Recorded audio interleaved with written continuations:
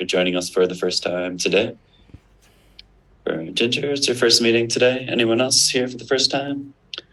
Jules, welcome. Thank you. Yeah, for sure. So we'll go over how everything works within the meeting space so you're familiar. We have like some agreements that we maintain for this, like the safety and comfort of everybody. I'll go over a couple of quick announcements related to just like progress related to the topics that we discuss often in the group. And then we'll go into a quick round of introductions and then just an open discussion based on whatever anyone that has arrived here today would like to talk about.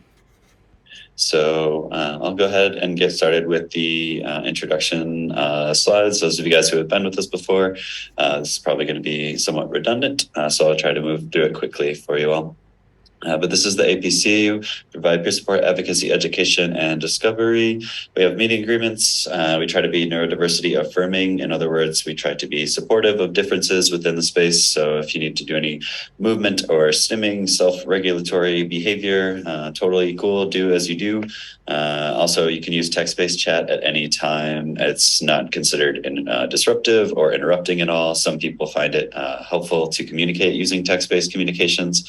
So feel free to use the chat at any point. You can also keep your camera off. You're not obligated to be on camera during the call. It's encouraged for the sake of community connection, but we understand if you're maybe listening in the background while doing something else, totally fine. We want to just provide this as a resource for people. You can also edit your name to include pronouns if you prefer, and please keep your microphone muted when you're not speaking. Try to avoid specific dates and locations of any illegal drug use. Please avoid providing direct medical advice to anyone else within the group space, and make use of the raise hand function in order for us to keep track of who's next in the speaking queue.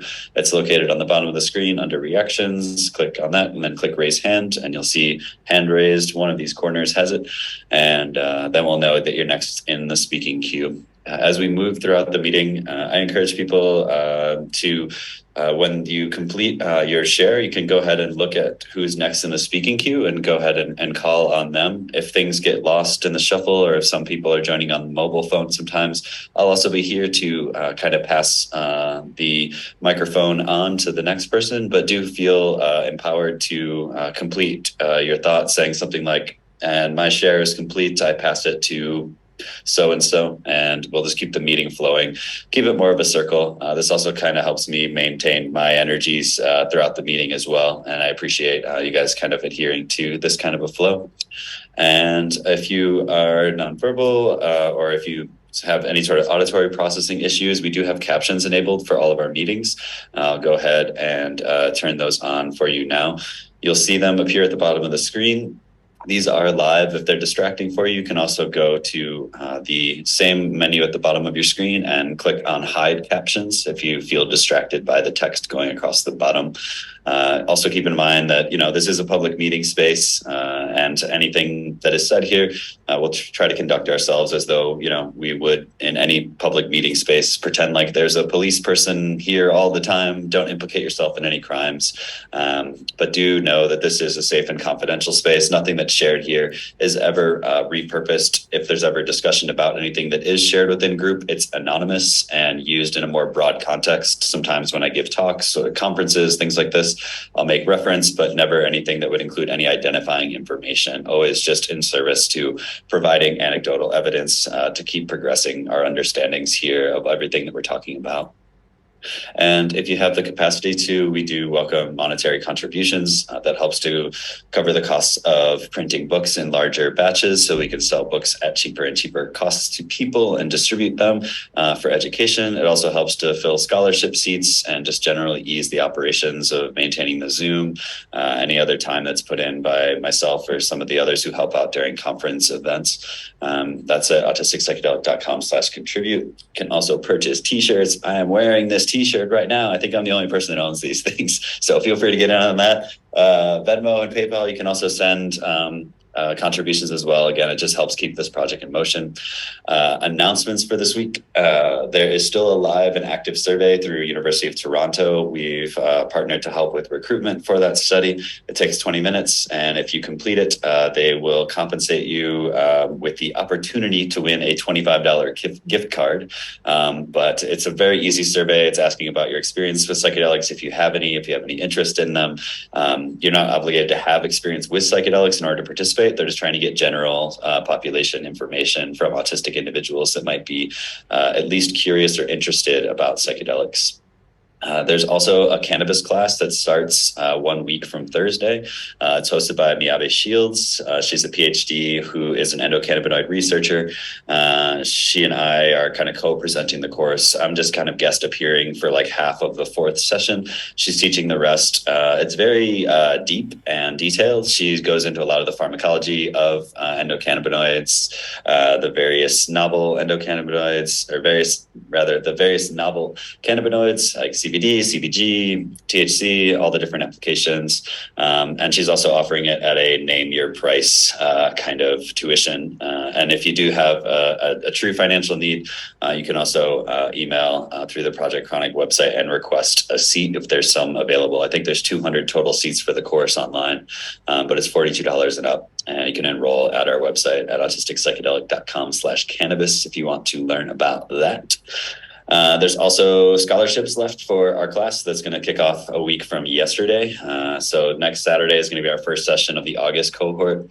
There's 10 scholarships remaining. At least there 2 have been granted already. If you haven't yet taken the course, if you're interested in taking the course, just send an email to Aaron at autisticpsychedelic.com, and I'll provide you with information on how to redeem either full or partial scholarships at your discretion. We want to make this sort of education accessible to people in the community for as free as possible. And if you have the ability to make a contribution in exchange for our time of putting this course together, we welcome that as well. But people that are within the community, we always want to make it accessible. We have the doctors and therapists and psychiatrists and their companies kind of paying for the larger blocks of seats. So we're happy to make this accessible for you guys. And then there's also a parents and family meeting that's going to be this coming Thursday, August 3rd at 5 p.m. Pacific time. So if you are not autistic, but you want to support an autistic family member, this is a great space for you. This is our very first of these meetings. And for context, it's not designed to educate parents on how to give drugs to kids. It's actually just about helping parents to provide support to one another, to kind of relate about the challenges, to offer each other non-drug intervention solutions, and also to process challenges that they themselves might be going through as they navigate a lot of these systemic issues and stigmas and so many other things. So that's at autisticpsychedelic.com/meet if you want to join that. And lastly, another exciting update was they received funding at the University of Toronto for a psilocybin for depression study. They sent an email along just notifying us of the fact. So very likely that study will begin recruiting in the fourth quarter of this year. So if you are located in Canada, interested in being enrolled and have depression and have autism, you might be eligible to participate in this study that's happening at the end of this year. So those are the updates for this week, and I'll just go ahead and go straight into introductions. During this portion of the meeting, we just ask that people keep their shares brief to like 1 or 2 minutes max. We have a smaller group today, so feel free to make use of your time during the introductions. But we just asked that people do like kind of either a check-in, share about something that they would like to maybe unpack with the group. It's a good time to kind of indicate that you'd like to go deeper on a subject. Maybe you have a question, something you want to, a story to integrate. Just notify us during the introductions while also kind of providing context for what brings you here today. And then we can all make use of our time together. And also bear in mind that because we have the chat turned down all throughout the meeting, you can also propose a question at the beginning, and you might find that question is discussed or answered through direct message or group message in the chat as well. So it's one way that we've had meetings, over 100 plus people at times, and it's one way that we manage having a lot of people and still being able to have people able to connect and discuss topics. So with that, I will go ahead and close the slide deck here, do a quick check-in of my own, just that I'm doing well, in good health, good spirits. I had some exciting news this past week. I got invited to be an instructor for Naropa University here in Colorado. So I'll be educating with their psychedelic assisted therapy program that's like presented by the Multidisciplinary Association for Psychedelic Studies. It's kind of exciting. It's like two different organizations I really look up to. And I also got asked to speak for the Integrative Psychiatry Institute with some other people that I really look up to. So I'm excited to have those opportunities. It's really cool to see like diversity inclusions inside of these trainings and that. Trying to think of anything else. I was also asked to speak at the conference in Miami, the Wonderland conference upcoming in November as well. So if anyone's going to be in Miami in November, there's like a 3-day psychedelics event. Just really kind of validating for myself, and hopefully this can lead to getting you guys even further resourced and helping to get more resources for this group and for other initiatives that we have queued up to try to launch in the future that will further support us beyond just these meeting spaces.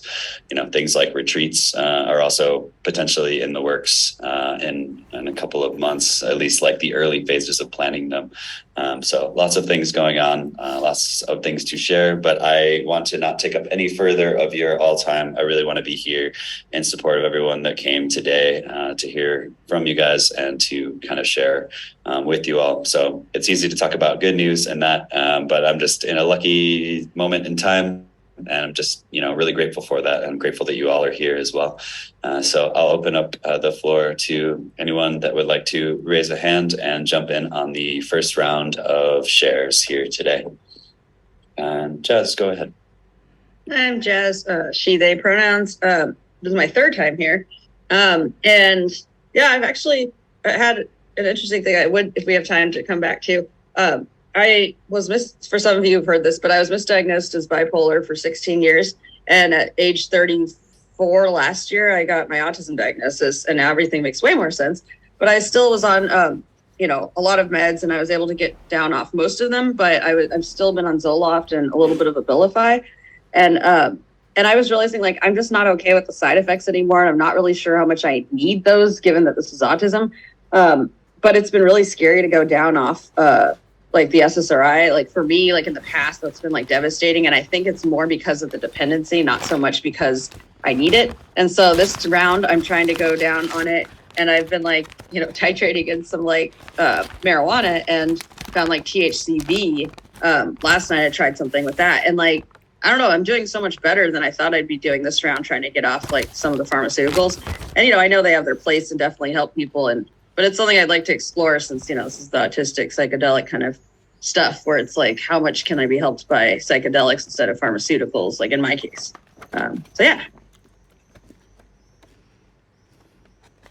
Yeah, thanks for sharing about that. I'll briefly add in relation to that we have a podcast episode coming out next week also that are stories directly shared from people who have bipolar diagnosis and have used psychedelics and all the complexity of all of that, all of like the associated risks, all these other different things. But it's just something that even if those of us, like you mentioned the diagnosis and like the misdiagnosis and how a lot of these things can kind of overlap. And I saw a lot of the stories shared reflecting a lot of parts of my story, whether or not that particular diagnosis overlaps. It's that story of like kind of handing the wheel over to like our labels and then trying to like wrest it back and try to navigate from there. But yeah, it's an interesting thing that you brought up, and it's something we can definitely go deeper on, and something that many people in this group have navigated as far as the different going onto or off of medications. A lot of us lean on those, and something we can talk about in more depth. I'll add it to the chat, and I'll just pass it up to Claire to share next. Thanks, Aaron. Can I say a thought for Jazz real quick before I do my intro? Or okay. So I guess my thought for Jazz, and hi, nice to meet you, is just go very, very, very, very slowly when you're trading down off of something. The only time I had success titrating off of something where it went smoothly was where I went down by like 10% at a time instead of like 25 or 50 or whatever. I think just like slower than slow is good. That's all. I just wanted to say hi, and I'm really grateful to be back here in the Zooms. I've been coming to this group for like a year and a half, but I was gone the last 3 months on some travels, and I just wanted to say thank you to like everybody who supported me during the travels, and it was just so lovely and a real learning experience about like how autism affects me, but also, all right, but also like just learning new ways to deal with it and seeing how other people deal with their own issues, and just seeing that it, like, even though we talk about a lot of these things, but like seeing it in person is just very, very validating. And let's see, I had written some notes. And I mean, I have a lot I could say about traveling autistically, but I only just got home, and so I haven't really integrated a lot of it, but it was really good. But I guess my like kind of topic or question is that I know that there's this trend for autistic people when you're like going really, really hard at a job or something, and then you've hit your burnout, and now you have to unmask. It's like die or unmask, and then you almost kind of feel like you're regressing or becoming less functional. And I know that those states aren't permanent, but that's kind of where I feel right now. I feel not very functional, and even silly stuff. Like an example is my dad tried to offer to help me with something which would logically make less work for me, but just like it screwing up my mental idea of how my day was going to go was just like sent me into overwhelm, even though it's something that like would actually help. And so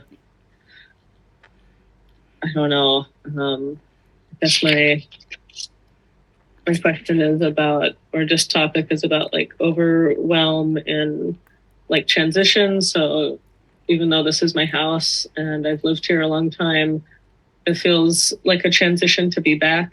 Oh, sorry, I see a lot of chat. People telling me to shush. No. Okay.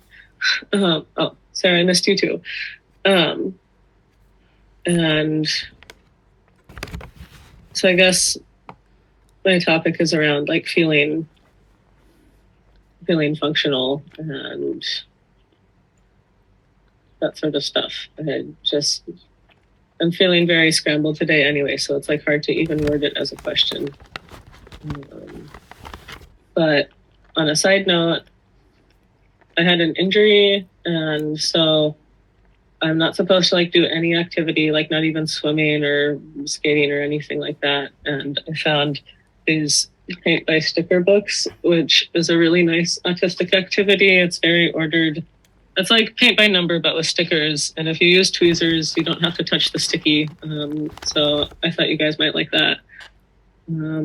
But it was really nice to see everyone, and I love you all. And I'll pass it to Ginger, who I'm meeting for the first time.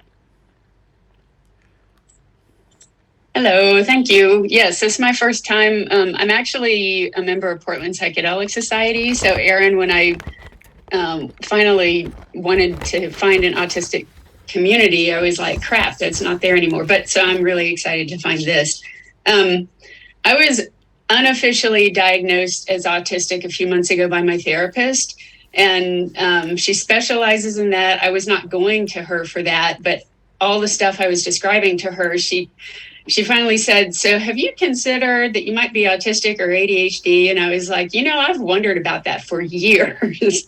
And so I've mostly, I haven't gone for, we took tests, the really standard tests, but then I know for females, it's, and adults especially, there's not as much research about that, but it does make sense. There's a lot that makes sense. And I already identified for the past couple of years as an HSP, highly sensitive person. And my therapist says that that's considered by many also to be neurodivergent. So, and that makes sense. So I don't have a specific agenda for being here other than just wanting to find this community and kind of hear what other people are talking about. But I do, as Claire was talking, it did occur to me, if we have time, and if not, maybe some other time, I am between jobs, and part of you were talking about overwhelm, and part of my concern is getting into a job where the expectations are so completely blown out of proportion that I end up having like a trauma response, which happened a couple of jobs ago. And, trying to find a job that aligns with how I think and, the pace at which I need to move in order to be healthy. And I'm also in between. I'm actually going to get certified as an end-of-life doula. I was project manager. I don't want to do that anymore. So, but end-of-life doula, it's hard to make a living doing that. So I'm really at a transition turning point. So, mostly I just want to be here and hear what everyone has to say about autism. And if psychedelics are thrown in, that's great too. Thank you. I'll hand it off to Sarah. Hi, can you guys hear me? Awesome. Hi, Claire, miss you tons. Been a while. It's really nice seeing you. I had my update. I kind of had a very rough week. I went to a hospital to ask for genetic testing, and they had a committee check it and whatnot. And they didn't even do a physical exam or anything. It was for EDS, Ehlers-Danlos syndrome. And the doctor sent me to a kid doctor who sat with me and took the history. And they told me they'll reply in 2 weeks.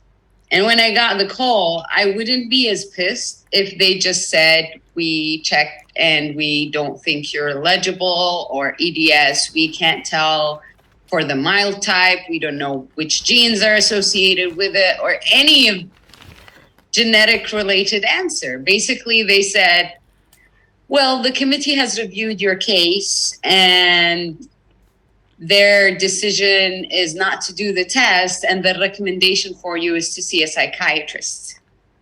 And that's where all hell went loose. I was like, okay, I want to see this report, and I want the names of the doctor in this committee. I'm going to pay for this test, and if I get it positive, guess what? They're going to see a psychiatrist after I'm done with them, because this is ignorance, negligence, and that's not their job. I came for a genetic counseling. They should say I either am eligible for it or not. To tell me go see a psychiatrist, like, fuck you. Fucking fuck you, mother cunts. But anyway, so yeah, it's my new favorite cuss at assholes. So yeah, and I've been having an awful week with my ears. I thought it was an ear infection. Like, just so you would realize how incompetent doctors are, I went to an ENT doctor thinking that I have an ear infection. He made me wait for an hour. And then he said he didn't arrive on time. His clinic starts at 10. He arrived at 11.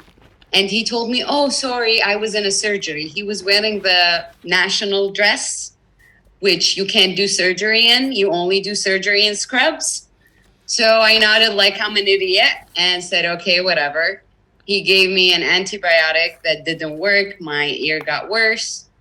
Turns out my nerve is inflamed after 5 doctors actually. The 5th gave me Botox for my headaches and inflamed nerve. So, yeah.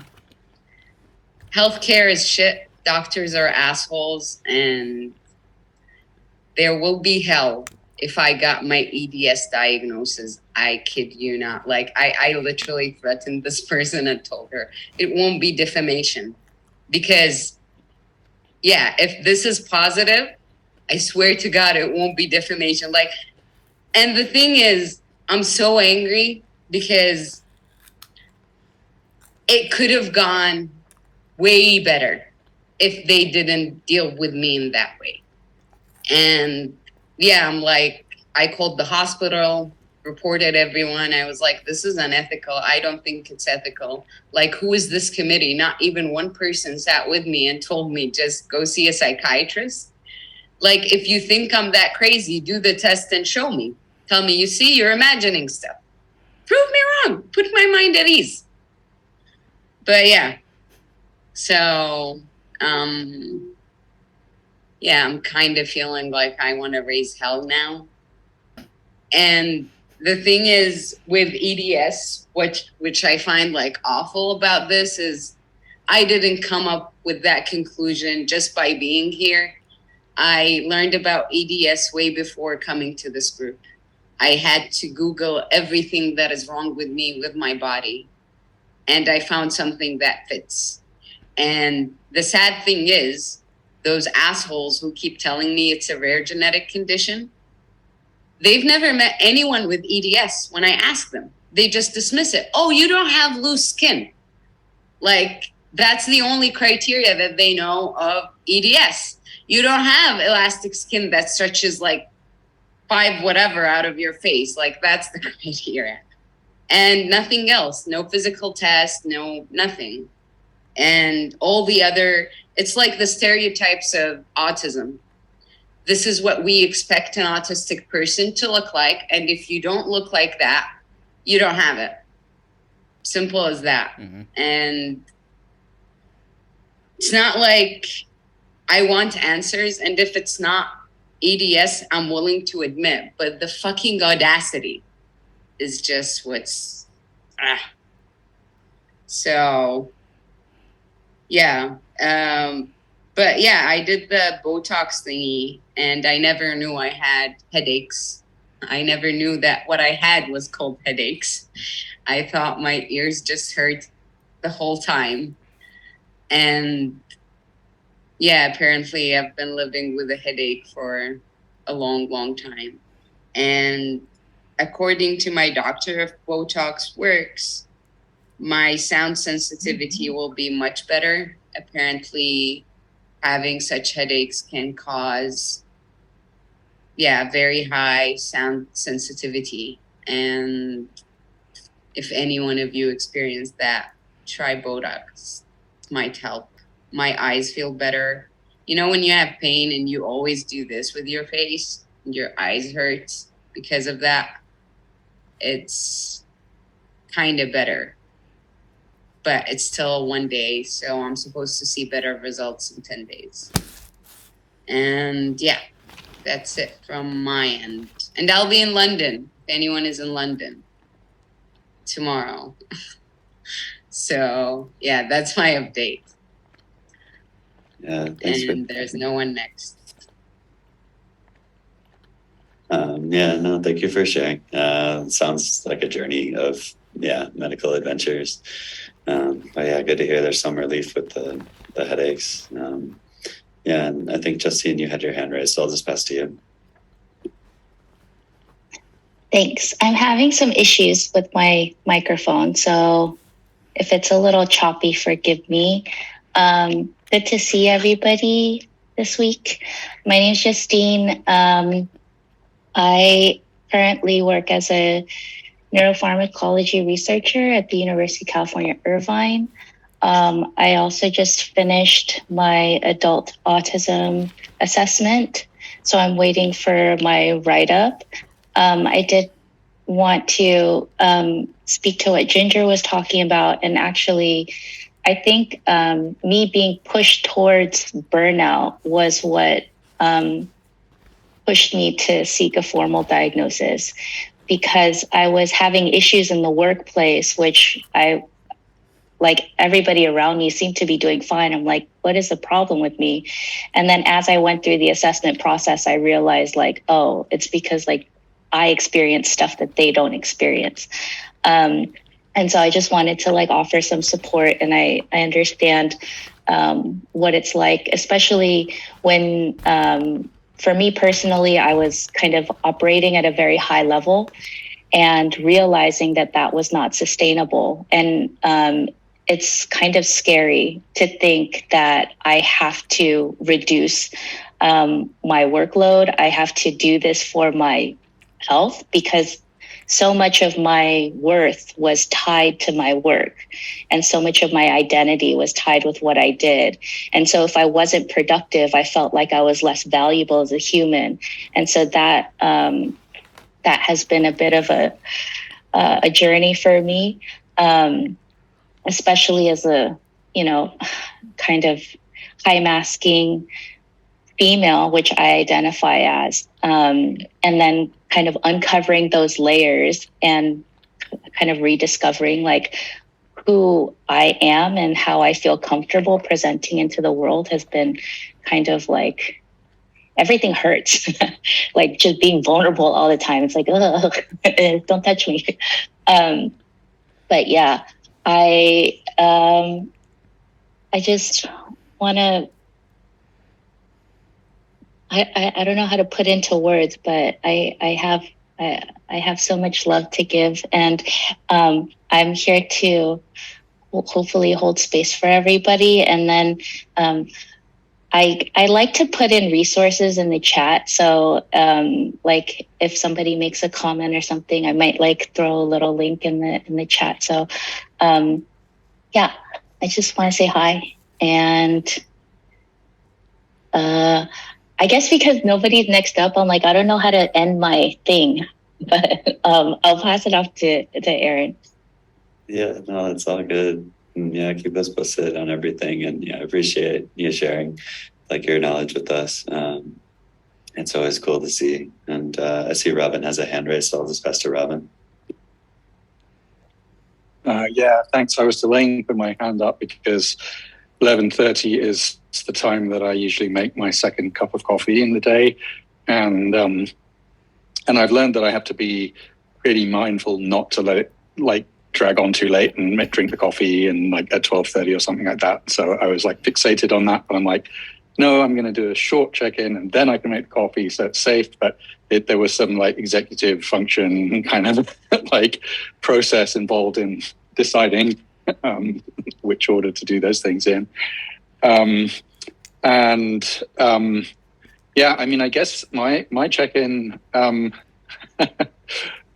won't repeat the thing I say every time. That's as far as I'll go with that part.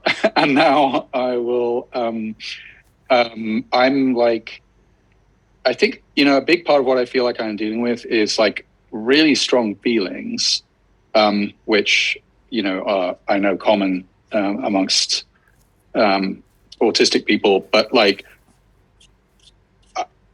I think a big part of where I'm at is really just kind of like somehow learning to, or like just another layer of like having them just be kind of in my space at full volume all the time, as opposed to masking or like avoiding or, doing the kinds of things that I've done to kind of control them in some way or moderate them in some way.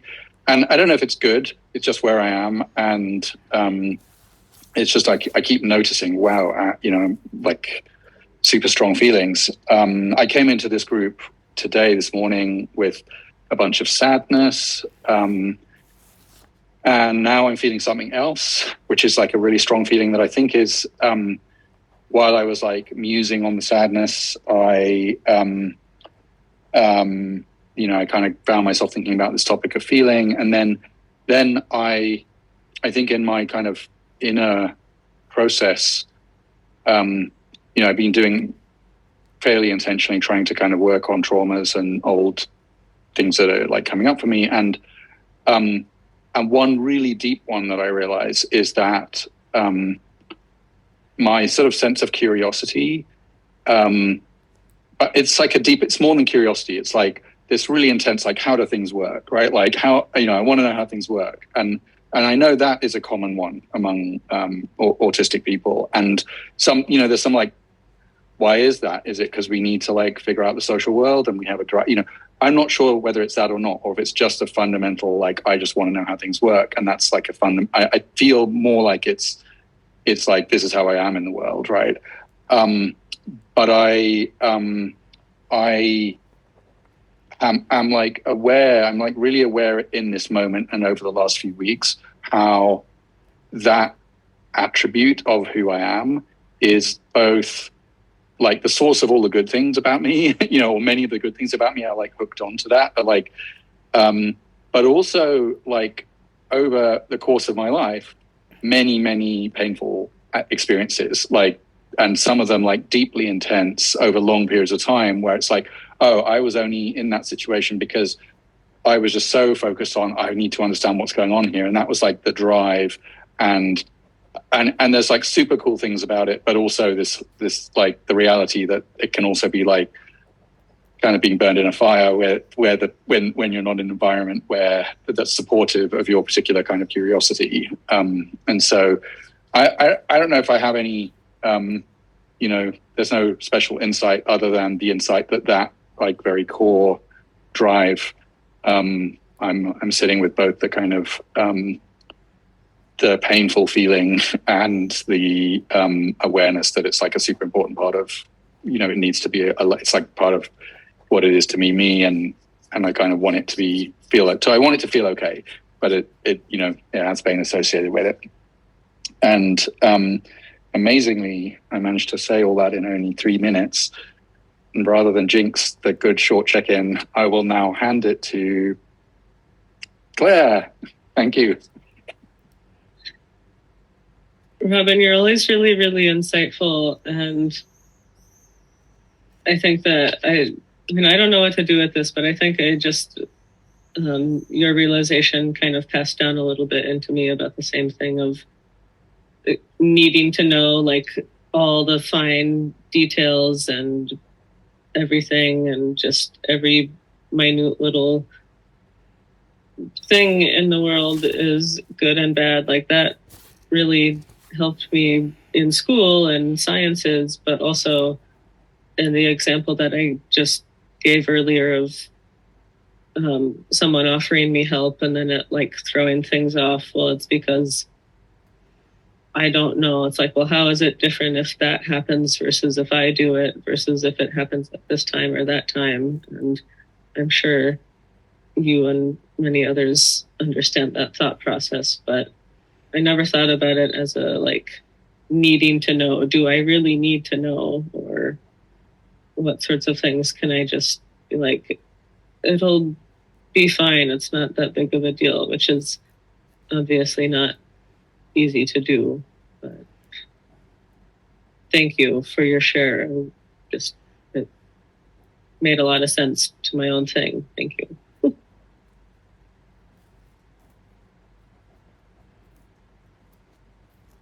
Yeah, and you know, we're still pretty early along. We're about like halfway through. Anyone that hasn't yet had a chance to do like an initial share or introduction, or if anyone's new and wants to still provide context for like what brings you here, totally encourage that too. You're not obligated to share anything about, you know, to say anything about your diagnosis or anything that related, you know, to say anything that you don't want to. Basically, it's all opt-in, but I invite anyone to share. And I see, Jennifer, you have your hand up, so I'll pass to you. Hi there. I guess just checking in. This week has been kind of weird. I mean, we're home for summer. My son's home, and then, you know, he sits around, and it's he doesn't need me, and so but I still feel like I kind of feel a little bit like I'm trapped, like I can't go anywhere. He's at the age 17, so like he's at the age where if I leave for a day or two, I'm not going to leave him at home overnight. But if I did, you know, probably have a party or something. So, but he is going to start school on the 30th, and I was supposed to leave on the 31st for a long RV trip, a motorhome trip with some friends to Missouri. And I've never done that before. Left him with a house sitter, and I'm having this full body like almost not quite panic attack about it, but at night when I'm trying to fall asleep, my brain just wants to go to all these places and all these disasters that could happen. With me being so far away and the motorhome and, it's older, like I just bought it last year, so I don't, how well do I know it? The guy who was supposed to come and check to make sure the tires had enough air canceled on me yesterday. I still haven't heard from him. I don't know if I'm going to get him to do that for me. And I don't know how to check those things. It's hard for me to get underneath and check. Like I wouldn't even know what to do. And there's some other stuff he needs to look at. So, but trying not to control everything. I think the topic was sort of brought up in the last few shares with needing to know the details. And it's important for me to know details too. I need to know what the risks are. And when I was in grad school studying child psychology, somewhere I learned that, kids relax a lot when you tell them what's coming. When you tell them, okay, we're going to do this, and then we're going to do this, and then we're going to do this. And then they tend to kind of go along with the plans a lot easier if you're bringing them in and you're including them in the decision making, not the decision, but at least giving them some choices. Like, are you going to wear the blue pants or the red pants today? Instead of just being like, put on your pants. So being given less choices, I guess calms people. It's there's been studies done on that, and then. But yeah, there's so many variables going off. I feel like there's a part of me that needs to kind of learn to relearn how to let go and trust. And I thought, I could cancel the trip, and then that'd be great because then I could go back to doing pottery, and I'm really excited about. I'm sad about missing that. I love that class, but I can do that when I get back. Anyway, it's just nagging at me, and I microdosed yesterday and I didn't feel anything. And I was like, oh crap, did I do it too soon? It's once a week. And that's another thing I wanted to bring up is that I also got my supply, which was great. And that same supplier was able to send me LSD microdosing too as well. And I just wondered, how many of you guys mix those two? Like maybe do a microdose of psilocybin and a microdose of LSD with it. Because it kind of felt like I want to try that, but I just wanted to maybe put it out there and see if anybody has any experience. What else? Well, nothing. Just trying to be outside and enjoy this weather while we can, because I live in Seattle and it's usually not like this. So that's enough for me. Thanks. Yeah, thanks for sharing, Jennifer. And we'll assume that you're participating in a clinical trial of the substances you mentioned. I'll speak briefly about this. I'm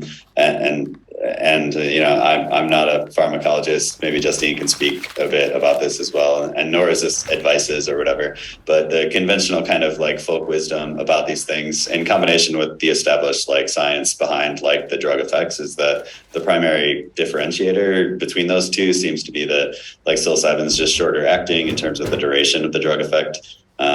LSD also has been shown to be more dopaminergic, so there's a bit more of a stimulatory effect combined with that longer acute drug window that the drug is bound to the receptors. So that's the primary difference. It's a difference of a 4-hour drug effect versus an 8-hour effect.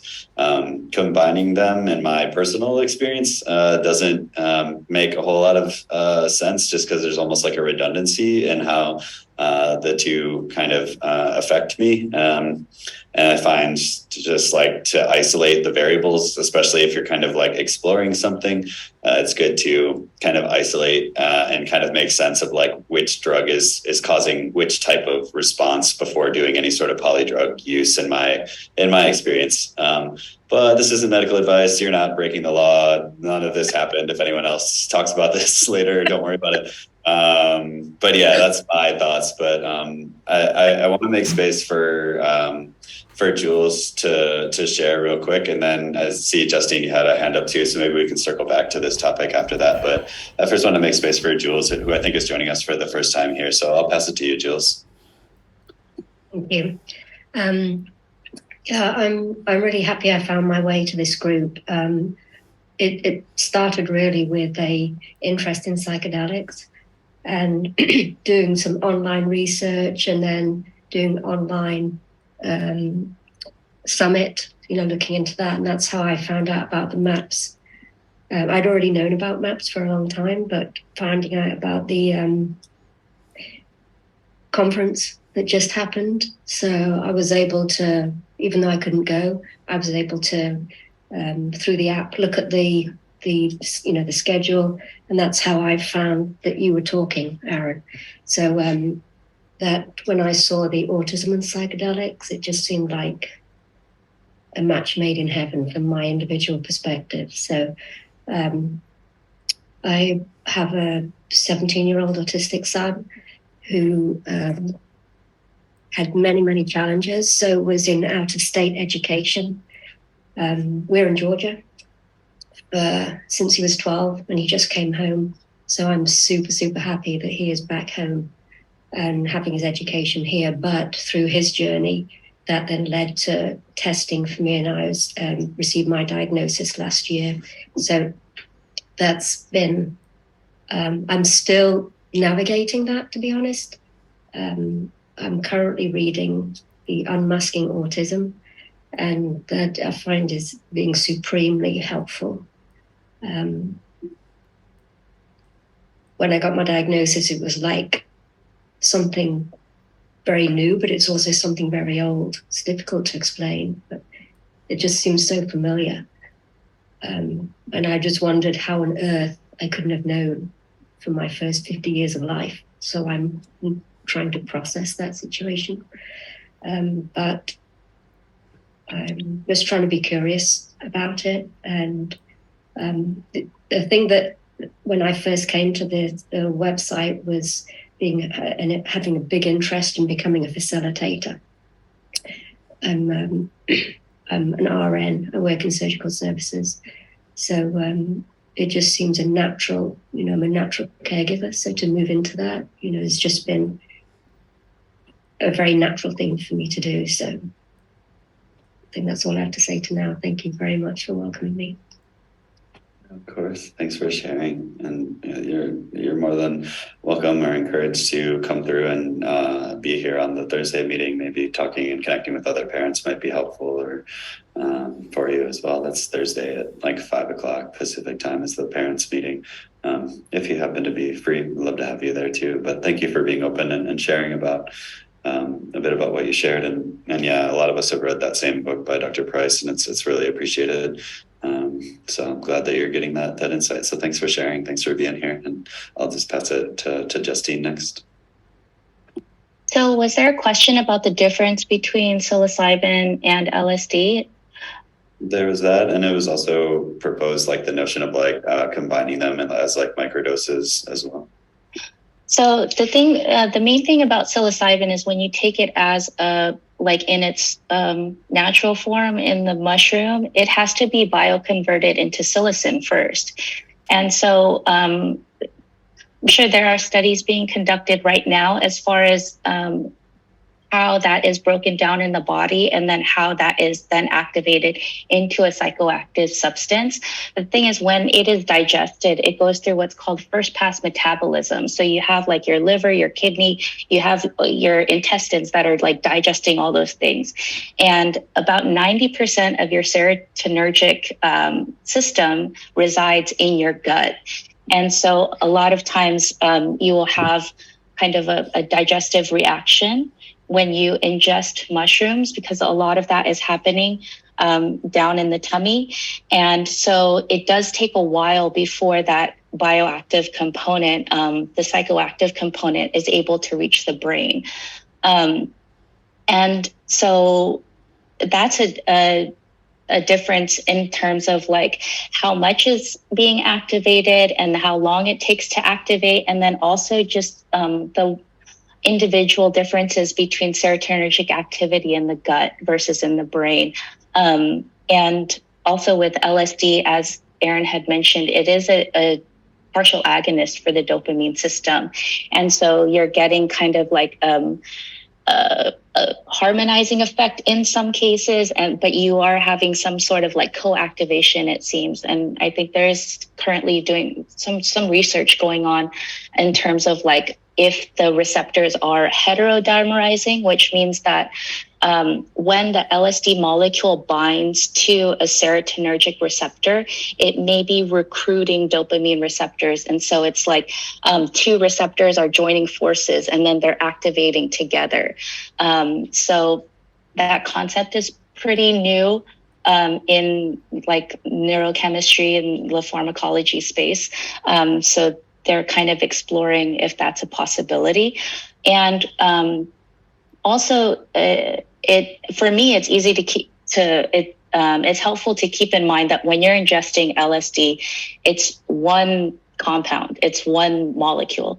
And so it's very homogeneous, right? And so the type of reaction that you're going to get with that versus a natural substance like that has to be first broken down by your body into a psychoactive substance, it's all very different in terms of like how an individual is going to respond and going to react based on like, you know, their own physiology as well as maybe what they've eaten that day, where they are in their hormonal cycle, for example, how old they are.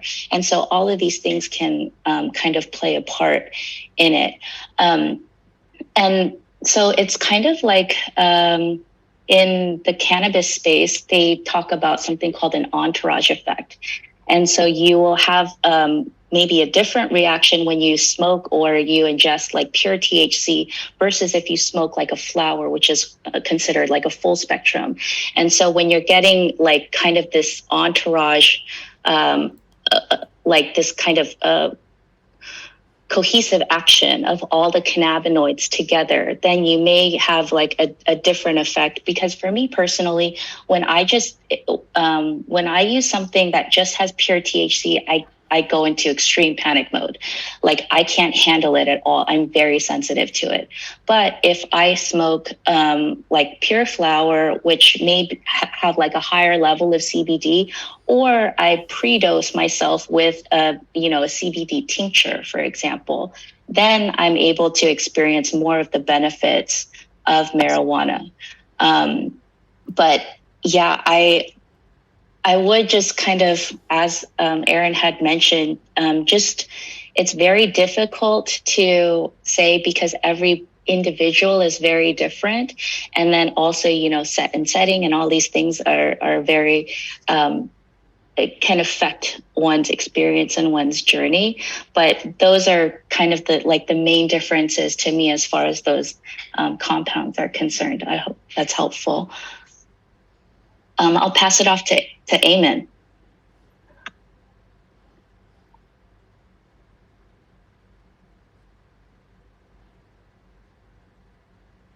Yeah, Eamon, if you're there, you're up next in the queue and you're welcome to share if you want to unmute. There we go. We success. Hello, can you hear me? Can you hear me? Yes. Excellent. Hello. So thank you. This is my first time here. I'm a diagnosed autistic. Diagnosis was Asperger's syndrome as it was back in the day, about 8 or 9. So about a little bit more than 20 years ago now. What brings me here, I suppose? Well, apart from, firstly, just listening to everybody so far, it seems like a very lovely community to engage with. I think that's it's obviously a very healthy one with an ethos of love, among other things, at its heart, which is really good.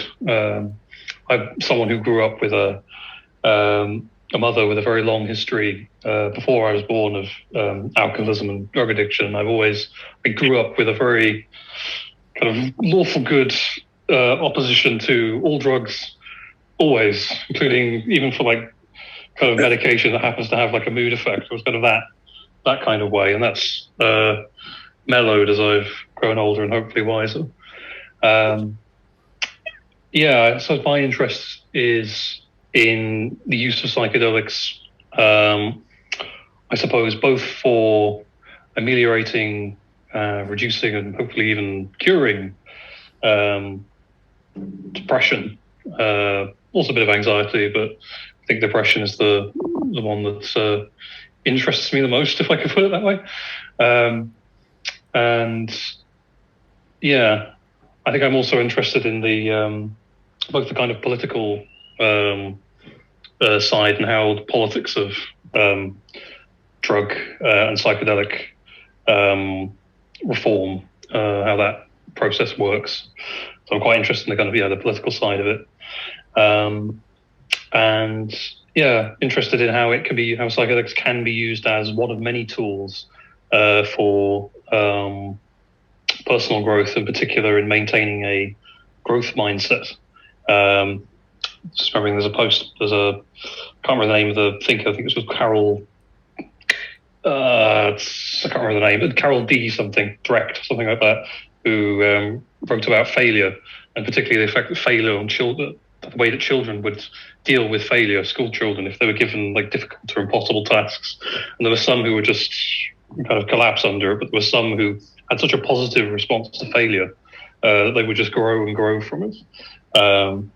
And I think probably a lot of the educational familial trauma that a lot of us as autistics tend to have, and also people generally, because that's the nature of kind of patriarchy and the education system and the delightful state capitalist system, which I definitely don't want to overthrow. It's great when you get to the end of a thought and then you've forgotten the beginning of it and you're trying to remember where you get to it. But yeah, trying to counter those kind of things by providing as many opportunities for people to, instead of having that being used to failure and not trying and not growing, whether that's on a personal level or a social, political level, but instead to maintain as best one can a healthy kind of growth mindset. Yeah, I think I'll leave it there for now. Thank you. Yeah, thanks for sharing.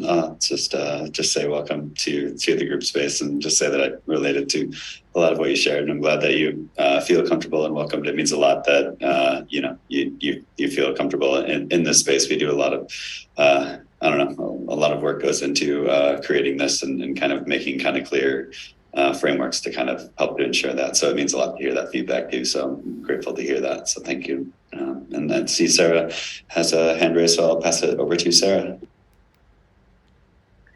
Hello. Hi, guys. And yeah, I have something to ask Justine. Hi, Justine.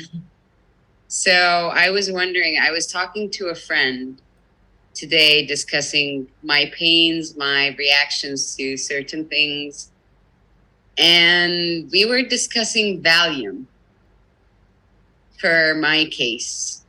I think my main problem is my nervous system is always tense and it's stressing my muscles. It's fucking with everything.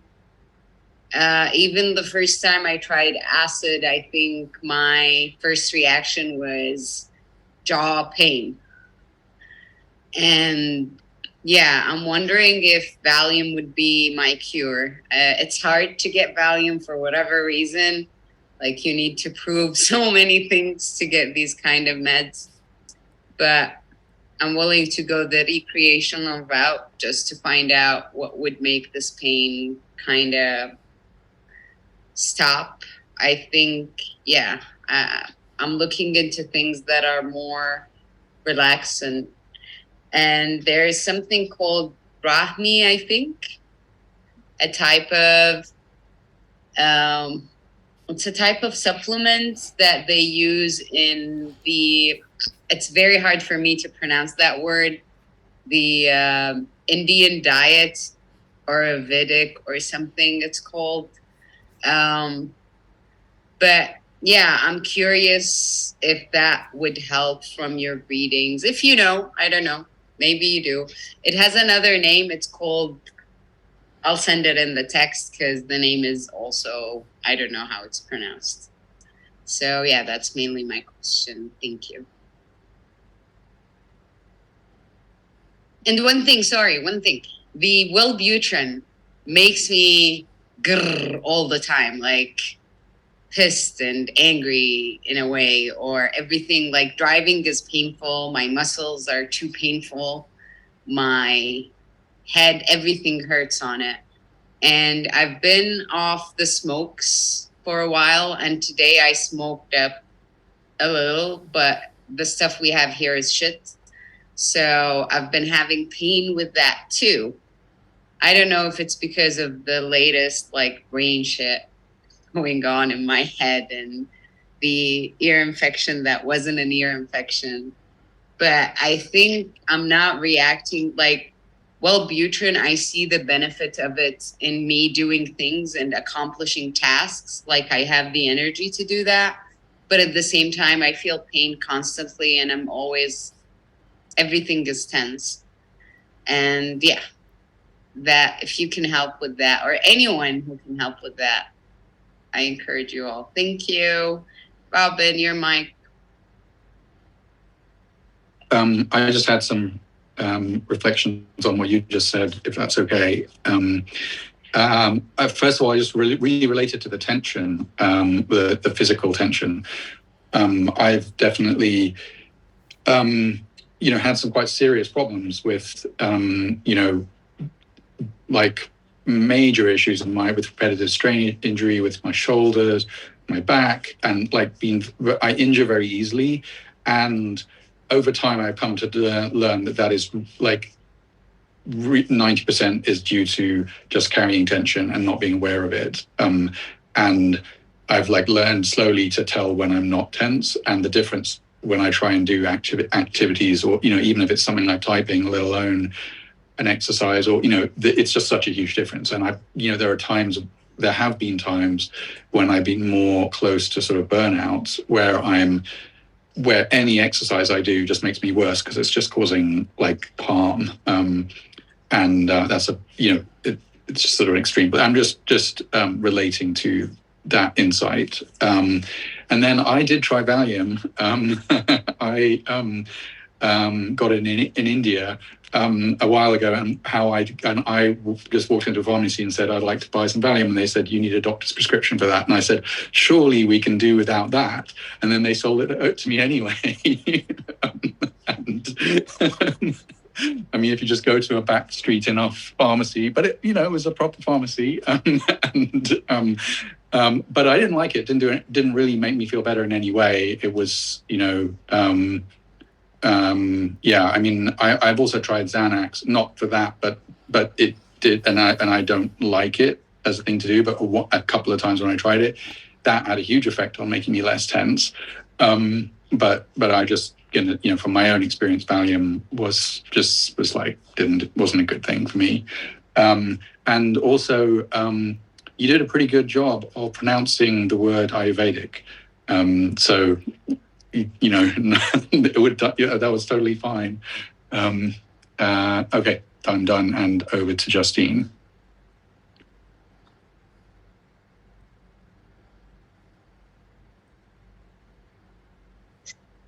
Hi. So,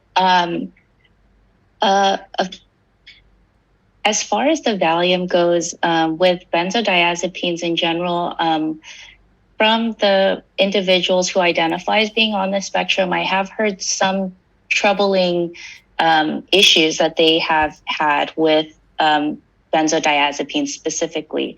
One of the side effects is an increase in suicidal ideation. And some issues of pretty bad dependence. In some cases, it just works too well. And then it causes some issues trying to taper off of that, or even just getting off of it in general. As far as your pain goes, for me, it sounds like, I don't know if you've tried anything to manage your adrenal secretions as far as your cortisol levels, and then kind of managing what's called the HPA axis. So the HPA axis is the hormonal gut brain axis, and they're all in communication with each other. So if you could imagine kind of if you're at a a level of like hypervigilance or you're stressed out, your baseline is going to be pretty high. And then if you continue to just keep getting stressed out, your baseline is just going to continue to increase and increase. And so your body kind of stabilizes and finds its homeostasis at a very high level. So even though you think that you're relaxed, your body is a bit in kind of a sympathetic mode. So you're still kind of like in the fight or flight mode, even though in your mind you feel relaxed because your baseline is pretty high up here. And so what happens is you have a lot of cortisol, you have a lot of these kind of like fight or flight molecules that are circulating throughout your body, and it's creating a lot of tension, right? So, when they say that people carry a lot of tension in their jaw or in their shoulders, and so you may have a lot of like head pain, jaw pain, and for me personally, like I don't even realize when I'm clenching my jaw, for example. Sometimes when I'm studying really hard, I have to even put in a mouth guard because I've like cracked my teeth and I don't even realize that I'm doing it. And so an interesting phenomenon, one of the side effects of something like cocaine, for example, or even Adderall is a grinding of the teeth. And so it seems to be that some sort of like dopaminergic action, like when you're kind of like in that mode, like getting ready to like, when your body's getting ready for action, pretty much, something becomes very active in the jaw.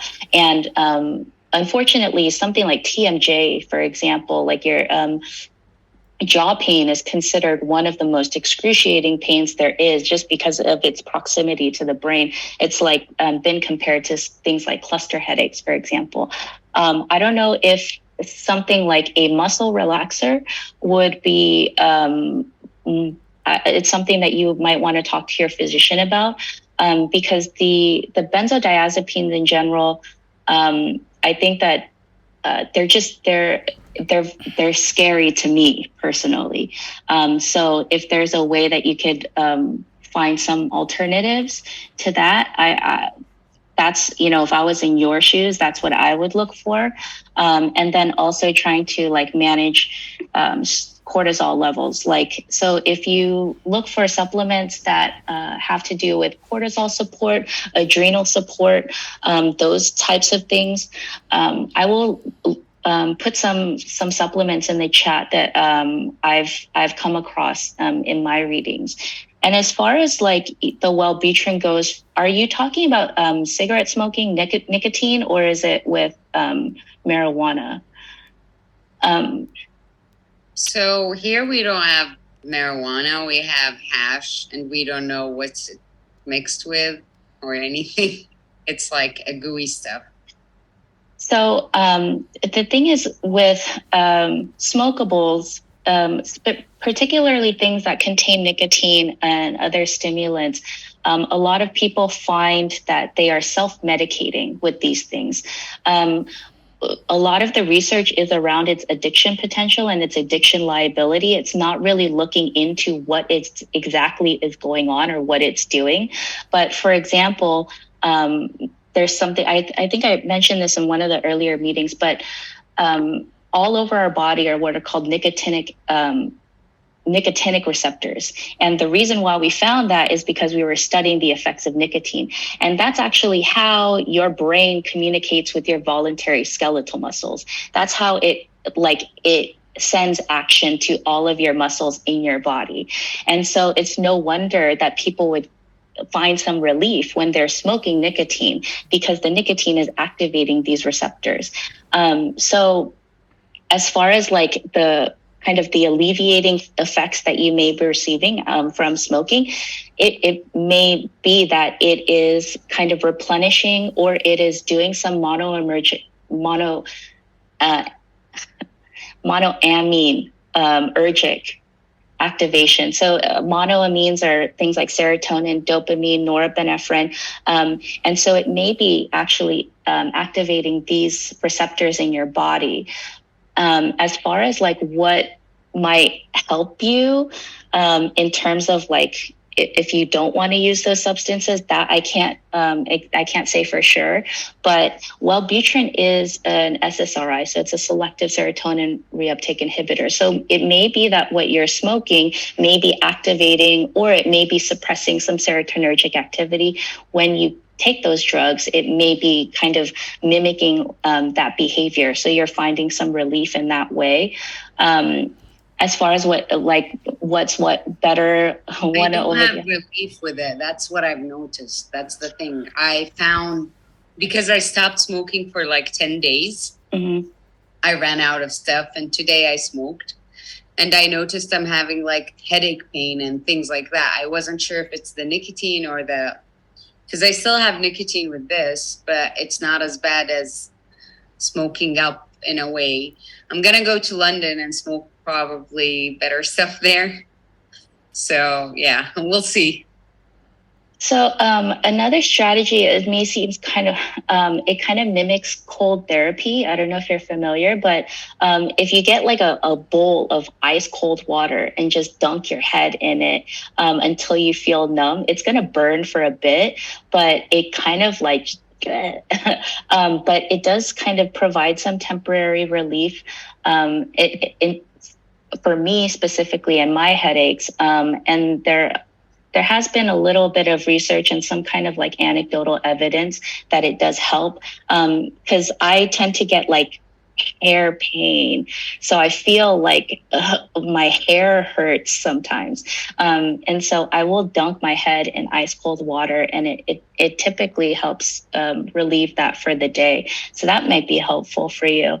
Hopefully your trip to London is, if you find something that helps you. But yeah, I pass it off to Claire.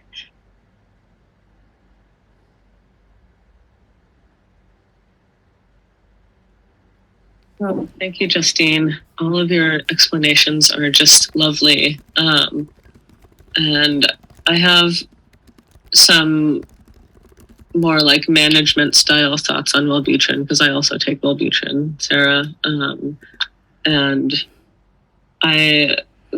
for a little while, my doctor and I were kind of playing around with the dose, and I had gone from it kind of goes up in stages. It sounds like a high jump, but it's just like 1, 2, that's just their protocol. So 150 is the lowest and 300 is the next step up.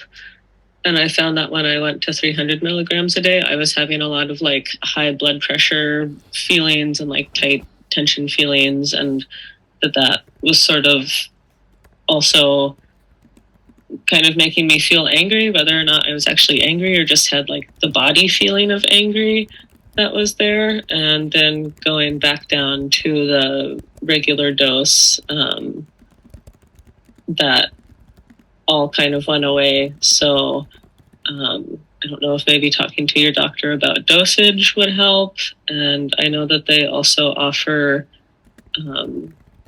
an extended release versus an immediate release. So if even the 150 extended release was causing you like those physical symptoms, maybe you could take a smaller dose, but more often throughout the day.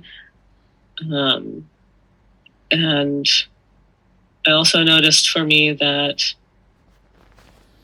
like I'm a very busy person and have executive dysfunction, which is why I am taking Wellbutrin. But on the days when I actually don't have anything to do, the energy that Wellbutrin is helping me get and the function, it just doesn't have anywhere to go. So it kind of comes out as anxiety and anger. So I need to make sure that I give myself something to do. Not that it has to be like boring or work, but even if I just went on like a long hike or something, just to just discharge that energy, has been very helpful for me. And I also had a question for Justine on Wellbutrin. I was under the impression that it's not an SSRI, that it's an NDRI. And I guess I didn't know if Wellbutrin acted on serotonin at all, or if that's something that you know. just as a mere curiosity, nothing that needs to be like researched urgently. And I am complete. Yeah, no, that's great. And yeah, like, yeah, I'll just pass it to Eric for the time being.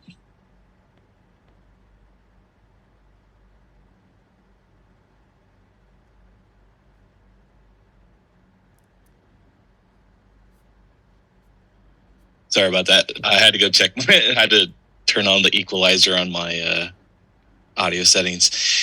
Yeah, I don't know. It's. I hope I'm not too late to the party in terms of like the intake thing. I know that was done a little bit earlier, but just kind of needed to kind of build. I don't know. Just try to focus on what I wanted to say, even though that could take a little bit of time. Yeah, it's been a while since I've last, attended this, a Zoom meeting. I've just been pretty busy in terms of like, what's been going on with my life. Like I'm still working on my, working on a new job, and I'm, like that's pretty much my main priority right now. It feels pretty weird, like in this new type of work that I'm doing, that it's like it's something that I can do because I'm still kind of going through a lot of burnout. Like I'm still like I don't know, like I guess like what I want to say kind of echoes what Justine said earlier about like just I think like my brain is still fried and that I can't do like, so-called like higher, I can't do like higher thinking. I am just so, I'm still like in recovery, like even after, like pretty much like after a year, like being let go from my office job and then going like, through like different, different temporary jobs until, I found the kind of work that I, see myself, engaging in, and like it doesn't stress me out, like it doesn't leave me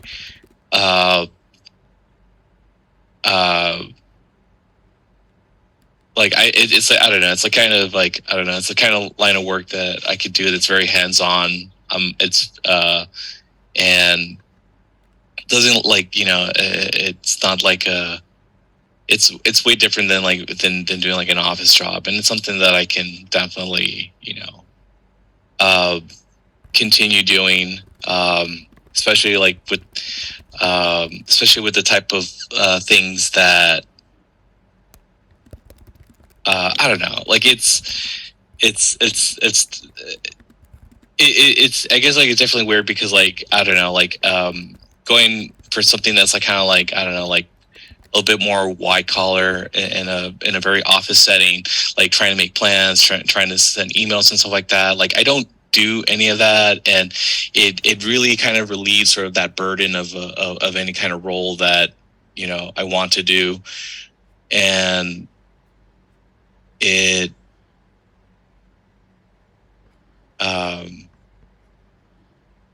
it's definitely like I guess like it's definitely helpful, and with that, like with that sort of like I guess like with that kind of like part of my life that's being like stabilized, like it's giving me sort of like breathing space to kind of like come back and return to these spaces, and just like to see what everyone hear feedback, and hearing what hearing that other people are trying to cope with with their own like respective situations, and just sit back, lurk, and just kind of take in the energy from that's being shared in that space. So thank you.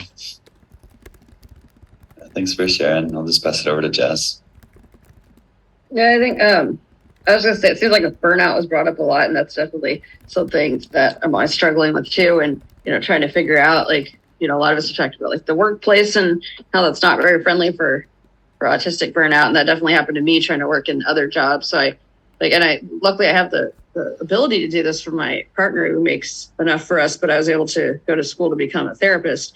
And so I'm a licensed marriage and family therapist. And like that way I can have my own business, which at first I didn't want to do that. I wanted to work in an agency to be with a team, but I just don't do well working for other people. And I need to have that flexibility of schedule. So it's been nice to have private practice because I could choose my clients and it's between me and them. I have in my informed consent that I'm autistic. I have what that means and how that can affect them with if I need to cancel last minute, if I'm having my own troubles. And so we have this mutual respect, which works great. But even then I can still feel really burned out and sometimes think like, I can't even do this, or I can't even do like 10 clients a week or whatever.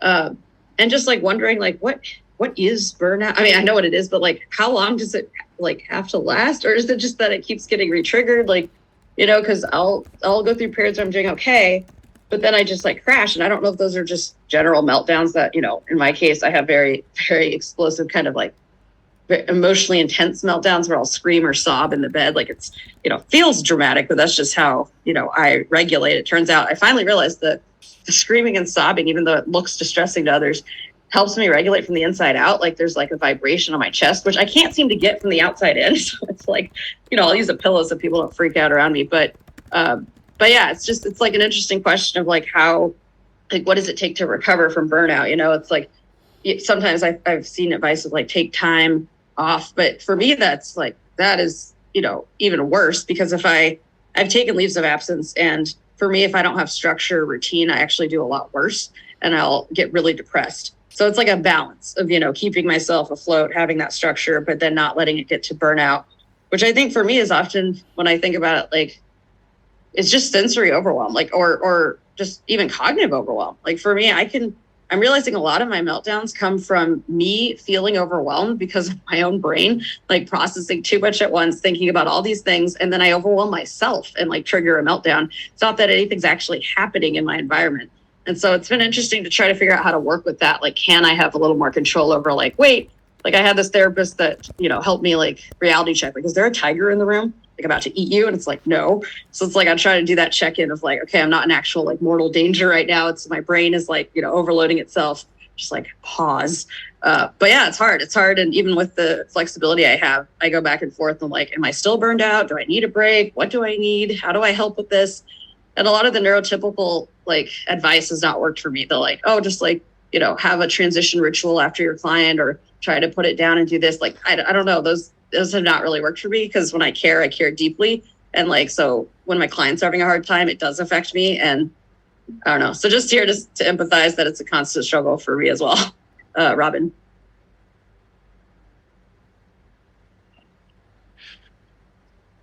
Thanks, Jazz. I'm really just following on, from your comment and I kind of was like, wow, Jazz is saying stuff that like really resonates with me. I've got to speak, and now I'm like, what am I going to say? But like a lot of it's just resonating with it. I mean, I use this comment. It didn't work very well, but I tried to explain something about more centrally how I experience autism to somebody who doesn't identify as autistic a few weeks ago, and I said that it's a little bit like reverb, and they didn't actually understand what that word meant, but what I meant was like reverberation, in an acoustic sense. So like if you're in a cathedral and there's or like a huge building, and there's like a small noise, and that noise just carries on echoing it just goes on for a long time. And then if there's a bunch of voices in that space, they all mush together. And it's like really hard to concentrate. And like everyone experiences that in an environment where there's a lot of that kind of reverberation. And I just feel like that's kind of like there all the time, that it doesn't, if I'm just with one person, there's no reverberation, but even after they're gone, the thoughts will reverberate in my mind, probably for the next 2 days, even quietly in the background. And it feels like too many things layered on top of each other is kind of analogous to that audio version where like, you know, it's like it's fine when there's one sound, but when there's like 3 or 4, it just mushes up. I don't know. You know, I don't like I don't like saying I don't have a solution to this, but I don't have a solution to this. This is just like, I feel like this is just how my nervous system actually is. And the more progress I make in becoming happier in life, feels like it is like abandoning any expectation for it to be different and like becoming happier with how it is. And a lot of that abandoning of expectation for it to be different for me feels like really throwing away 99% of bad advice, you know, that I've been given. And like a lot of that was just bad advice I got given growing up in an environment where people thought I was neurotypical and were just telling me to act like a neurotypical person. So that's like the most wounding and unpleasant kind of advice, because it's like you're failing to be what a normal person, and that has the most like stigma associated with it. But then there's a lot of advice that like wasn't so non-consensual, for want of a better word. You know, like as I became an adult, people offering you advice there's a bit more consent like involved in receiving that advice. But even so, most of it's like really bad advice and very confusing. And so there's definitely like a part of me that's had to, you know, that still is like working under many kind of false heuristics and false suggestions and false like personal growth ideas about how I should be able to grow in a way that like makes me more like a neurotypical person in some way. You know, like I do this to myself quite often. I'm like, if I like manage my time in this way, or if I like cleverly organize things in this way, then I can show up like a neurotypical person. But then like definitely over the last few years, it's been like, but wait a minute, like that's just wrong, right? Like I can't show up as a neurotypical. There's no version of showing up as a neurotypical person that isn't effectively masking, even if I can really do it, like and like fully be present. You know, I'm not like, you know, having to be super stiff and like you know, it's like, okay, but that's because I spent kind of like a whole week preparing for the 1 hour performance where I could show up on stage and act like a neurotypical person, you know, and without that whole week, it all collapses. And so that is, you know, so I don't know what I'm saying, except that I mean, for me, the concept of burnout is one I've been playing with in my mind. I mean, I totally have experienced it multiple times. And definitely there's a thing where if I'm forced to be in an environment where I, you know, basically have to pretend not to be experiencing things as intensely as I am for a like continuous period of time, then I run out of resources and have some sort of collapse. And it takes me a long time to like get back to feeling good. But there's like a big difference between feeling okay and somehow getting back to performing like a neurotypical person. And I think those two are very orthogonal. Like, yeah, I don't have any magic except that maybe the only magic I've got is like I'm 51 years old and I've been through these like cycles many times and I'm incredibly smart and I have a like degree in psychology and like years of experience like learning counseling techniques and like practicing with other people, and like none of that has done anything except for let me fool myself into thinking that I can act neurotypical, like, and then like discover repeatedly that isn't true. And so yeah, maybe that's enough for now. Rather than rant for like 15 more minutes about it, I'll hand off. And I've lost track. I don't know if it's Justine or Sarah. So one of you, please. Take the mic from me. Okay, thank you, Robin. So, Jazz, what you just said. Okay, I remember when I was a kid, one of my favorite things doing is just, you know, just hit my chest all the time. And the vibration were so comforting for whatever reason. And another thing is So I remember when I went to see Oppenheimer, the sound was too loud and my ears were in pain, and I could feel the vibration of everything going through me, and it was too much. It made me feel so overwhelmed that I returned home. I didn't know what to do with myself. I was just like, I don't know if the movie made me so sad. Everything, I started crying. And yeah, I don't, how to say this. I probably need to cry more because it does feel better after, for whatever reason, getting that out. But it feels a lot of the time I'm like stuck, or feelings and energies are stuck in me and in my muscles. Like I have to, I don't know, it feels like I'm vibrating on the inside, if that makes any sense.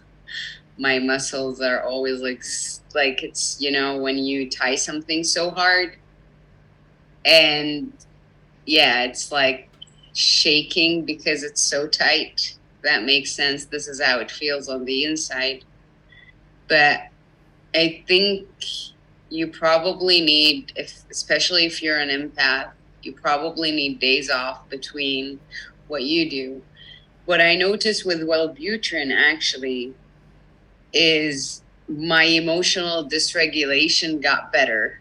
Like I'll be like grrr and angry kind of because of the pain, but it made me more functional. Like I've had an accident while I was on medication and I moved out of it so quickly. Like I forgot I had an accident that day till I went back home and sat in my bed, then thought about it. I was like, oh shit, I actually had a car accident today. Normally that would fuck me up, and I would go to what Jennifer described in a way, just going to the worst places ever. On the medication, there is that, but I'm so about the next task. Like my head is onto the next task. And I think that's not helpful for me personally in a way. Like I'll be more productive, but I think internally it's fucking me up. Because after reading a lot and being in this community long enough, I do think that I have lots of unprocessed things that are going within me that I haven't given them the proper due diligence of dealing with them. And yeah, I think, I don't know, that's my analysis from my experience. Like Wellbutrin helped in being productive, but physically it feels so much damaging afterwards. Like the pain is just too much. So I don't know if that helps in any way. I'm gonna definitely go into this rabbit hole of trying to correct my baseline with the adrenal gland and hormones. That makes actually perfect sense. The fact that I'm getting all this info from you, Justine, and none of the doctors suggest a shit like that, I just want to stab them right now. Just feeling so stabby right now. But yeah, I'm not that dangerous, you guys. I'm just angry. Anyway, you're my Justine.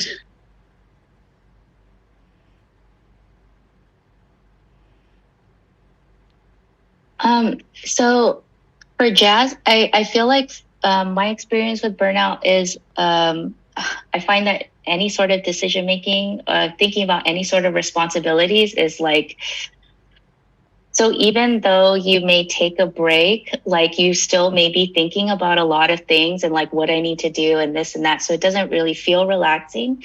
So for me personally, I try to be very intentional about my rest time and my self-care time. And so I will alert my partner to maybe some executive function needs that I may be experiencing during that time. Like I don't want to be asked what to eat for dinner, what to make, like what to clean, what to this, what I just like, let me just be like blah. I just want to be a blob, right? And so like before you go out on your break, maybe make sure that you have like your favorite foods around, or like you have a playlist, or you have things like already in place so you don't have to make a decision about your day. And I feel like that has been very helpful for me, just because like, especially at work and stuff, I have to be making decisions all the time. And so like, even though it may feel like you're giving yourself a break, like you may not be recovering fully from burnout, because you're still doing little pieces, little bits like here and there. And so you're not giving yourself time to like fully just like decompress and like unload all of the things that are on your shoulders. At least from my experience, that has been very helpful for me. Thank you, Claire, for bringing up the fact that Wellbutrin is an NDRI. So I just wanted to make that clear. It acts on dopamine and norepinephrine. And that reminded me also, because there's a group in my lab that's studying pain and its association with dopaminergic activity. And so it seems that the mu opioid receptor, so you have these endogenous opioids called endorphins, right? And so that's what pain relievers, opioids bind to and then give you that pain relieving effect. And then also things like runner's high, right? Or when you're experiencing pain, sometimes you do find some sort of like endogenous relief, some sort of euphoria that people experience. So it may have to do with the concept that I had mentioned before, heterodimerization. So the opioid receptor may be co-activated with the dopamine receptor. And some researchers believe that is at the core of its addiction liability. And the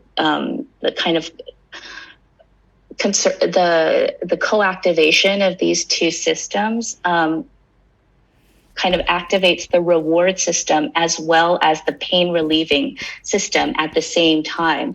And so your brain like encodes these drugs as very rewarding because it's activating those dopamine. And then at the same time, it's getting that immediate effect. So it's like, oh, if I take this drug, I'm immediately satisfied. And so then that causes it to like wire that kind of the cause and effect very, very robustly in the brain. And so, it may be just due to your own individual neurochemistry and then how your receptors are composed in your brain, like how the dopamine system and then your endogenous opioid system, how they're activated together. That may be part of the reason why you're experiencing these pains, and then also having these issues with like motivation and other like, dopaminergic like issues, right? So sometimes you may get pain relief, but then you don't feel like you're motivated to do anything, or like vice versa. Or like certain things are rewarding, but then, so that, I don't know if that helps or that makes sense at all to you, Sarah, but I just wanted to bring that up. Yeah, I wanted to ask you, can you like repeat, because I heard you, but it's not kind of sinking in. So how do I deal with that? I'm trying to how can I fix that? How do I, because I thought if I tried Valium and it helped, it might shed light on what works on me. Like ketamine didn't work on its own. It worked better with lidocaine. So there must be an answer there, what's going on in my inner circuits. And I'm assuming the same with Valium. Like if I tried a pill and I felt, ooh, this is amazing, then there must be, because I keep hearing people, for example, talking about MDMA and how great it is. It doesn't work on me that way at all. Like all I get is sweats and yeah. So I'm assuming something in my brain is missing. The cycle, some component is either not there, or that's my analysis so far. So the benzodiazepine works on a different system. It works on GABA receptors. And so GABA receptors are also acted upon with alcohol. So I don't know what your experience is with alcohol, but that may be shed some light as to how you will respond to benzodiazepines. And so the alcohol is good. It means benzos are good. Is that? It's unfortunately it's not as clear cut, but it as far as how responsive you are. So if you're very responsive to alcohol, you may be very responsive to benzodiazepines. Whether that's good or bad, it's hard for me to say, but they do bind to the same receptor. And so if you're, you may be able to determine whether that's a good path for you, or in terms of like working with your doctor with dosing. So say that alcohol is just very potent for you, then you may, talk to your doctor about that so that you may start out at a lower dose, because you always want to start off at the lowest effective dose and then work your way up to see what works. And so the thing is that the GABAergic system, what it does, it just depresses all activation, like globally, pretty much. And so when I was talking about this kind of co-activation between the opioid receptor and the dopamine receptor, what the GABA system would do would then just kind of suppress all activation all over the board. So it's kind of just like it just dampens everything instead of like acting selectively at a specific target, which may work for you also depending on like how much activation you have going on like in your head and in your body. You may need like something that just like totally just turns the volume down on all of it. You may need something that's a little more selective, but you can work with your doctors in terms of like whatever works for you. I'm working with the street doctors anyway. That's fuck those doctors. They don't know how to prescribe a shit. Everything's a hassle. But anyway, I think actually after what you just said, I think it might work for me in a way because it's the only thing that could affect me is drinking compared to everything else. Alcohol can affect me so fast, and I'm a slow drinker, which I think makes it work well for me, but generally it works best. So if it would quiet everything down, I had a question, because I was always wondering if my brain got into the normal level of not being like everything just went down, and I tried all the drugs that I've tried under that mental state, do you think that would, in a way, enhance my experiences and I would feel them like everyone else? Maybe? It may be. You're not giving, I'm going to try. But I'm asking if I'm going to try them anyway. Like, don't worry about the consequences of whatever you're going to say, because So another important thing that I wanted to mention, there is some research going on in terms of when you should be dosing certain medications, because cortisol, for example, it spikes very early in the day. And so if you're taking supplements or you're taking a drug that will affect your cortisol system or your insulin or something like that, the timing of it may be very important in terms of how effective it can be. And so it could, like, once you normalize or like get your baseline down a little bit, it could be that like you turn more normal or not, because it could also be due to how many receptors are being expressed in your brain. And that's just kind of like, that's your physiology. And as far as like what might be changed or what you could do is like affect the amount of circulating hormones that you have going on. But in terms of like what's being activated, the receptors that are available, that's very difficult to kind of to change. But yeah, I would also look into when you're taking these medications and if you're consistent with timing, and then if timing has an effect on you also, because dopamine also, all of these things, they have these spikes throughout the day. And so when you're taking these drugs, I'll send you some charts in terms of like when these neurotransmitters and when these hormones are supposed to spike. And so then maybe you can kind of like tease out like what works best for you. Thank you from here till whatever you are. Honestly, thanks a ton. Appreciate it.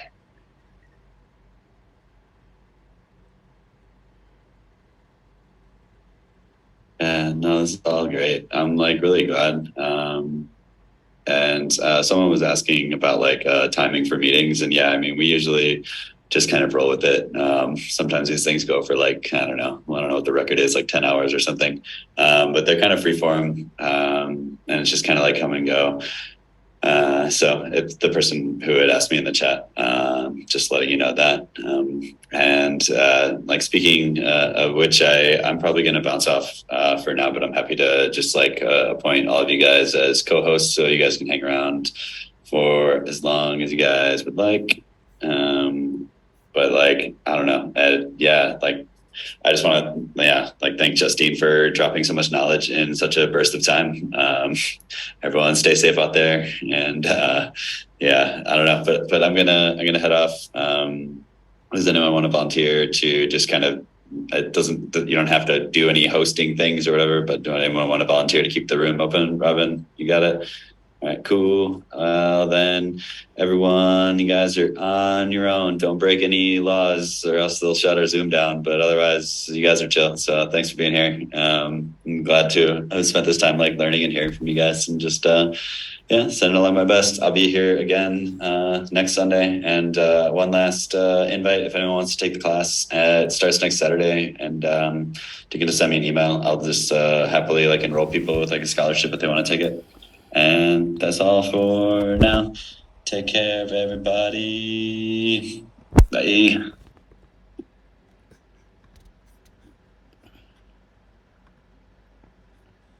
Well, I had my hand raised, so since he didn't hand it off to me, I'll take it anyway. I think I wanted to sort of follow up perhaps less like with slightly more organized thoughts in connection to the burnout topic that Jazz raised. And partly I was like inspired by the good advice that Justine gave about the downtime being a time when you really don't have to make any decisions, and certainly I very strongly concur with that being a good idea, and it led me to this thing of like, well, I've been kind of incrementally trying to make my life happy for an autistic person for a long period of time, and part of that, the result of that is that I don't remember all the things that I'm doing that are different from how I was before I was doing that. And so I like Justine's comment made me think about that. And I would say that one thing I've done is strongly embrace routine. And the reason I strongly embrace routine is because it allows me to avoid making a lot of decisions.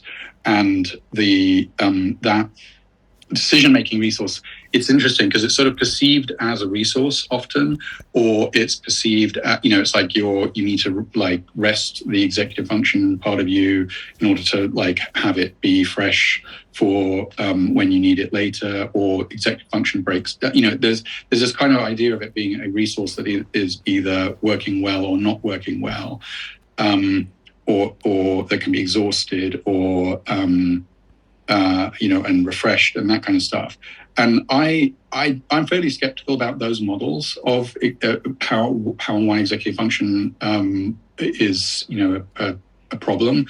There are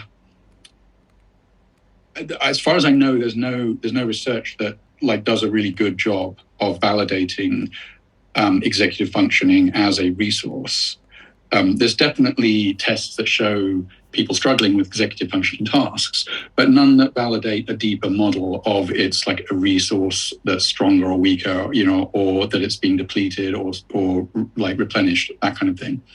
And parallel research with things like ego depletion, you know, which is like a more general concept of like people being able to make decisions, you know, like that research hasn't replicated, right? Like that, the general concept that there's a thing that's being depleted or not hasn't replicated well in the literature, as far as I know.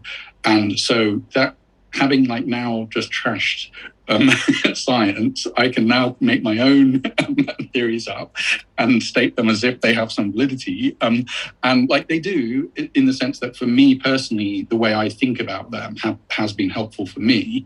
And so I get my own kind of folk theory around executive function is much more connected to that idea of there being some, you know, higher sensitivity and longer reverberation of the information, and so there's literally more to process. There's more to pay attention to. There's like a finer grained processing. I mean, you can argue that it's too much or that it's like not helpful, and it would be better to be able to like do less. But that hasn't for me proven to be easy to control. Right? Like I tend to have to control the input and give myself more time. As opposed to somehow tune my brain to behave more different, to behave differently, and so that's my primary reason for trying to take as many decisions off my plate as possible, right? Because then I'm not like feeding because it's like if I'm trying to choose what clothes to wear, I find it hard. Why do I find it hard? I find it hard because my brain will create a very complex you know, decision-making process, which I think if a neurotypical person was trying to use all the same criteria to make the decision, right, like they probably would find it just as hard because it's a real complicated equation. And somehow, you know, there's some way that my brain isn't reducing that problem to a simple one, and it's staying at its like full, like this higher like level of complexity, and that feels like that is taxing. You know, I'm not suggesting that this isn't a problem or a challenge. I'm just sort of riffing on how it lands in me. And so I definitely like start my day by choosing what I'm going to have for lunch. Like I write it down because if I don't do that, then I might mess that up. You know, I might forget, you know, until it's too late that I don't have the thing. I might find that by lunchtime I'm like low on decision-making resources, or in fact getting hangry by actually hungry, and like that's another signal that's making it hard for me to make a decision. And so it's much easier for me to decide it like at breakfast time, like what lunch is going to be. And I also am aware that in the evening I am like particularly bad, and like trying to do really anything that requires decision making or kind of cognitive. I mean, it can happen, and I'm not going to like force myself not to. If I get super interested in something, I'm not going to force myself not to follow my interest. I'm just not going to expect that in the evening. Oh, you can fill out this paperwork in the evening. No, I can't fill out this paperwork in the evening. Like, I'm not going to try, you know.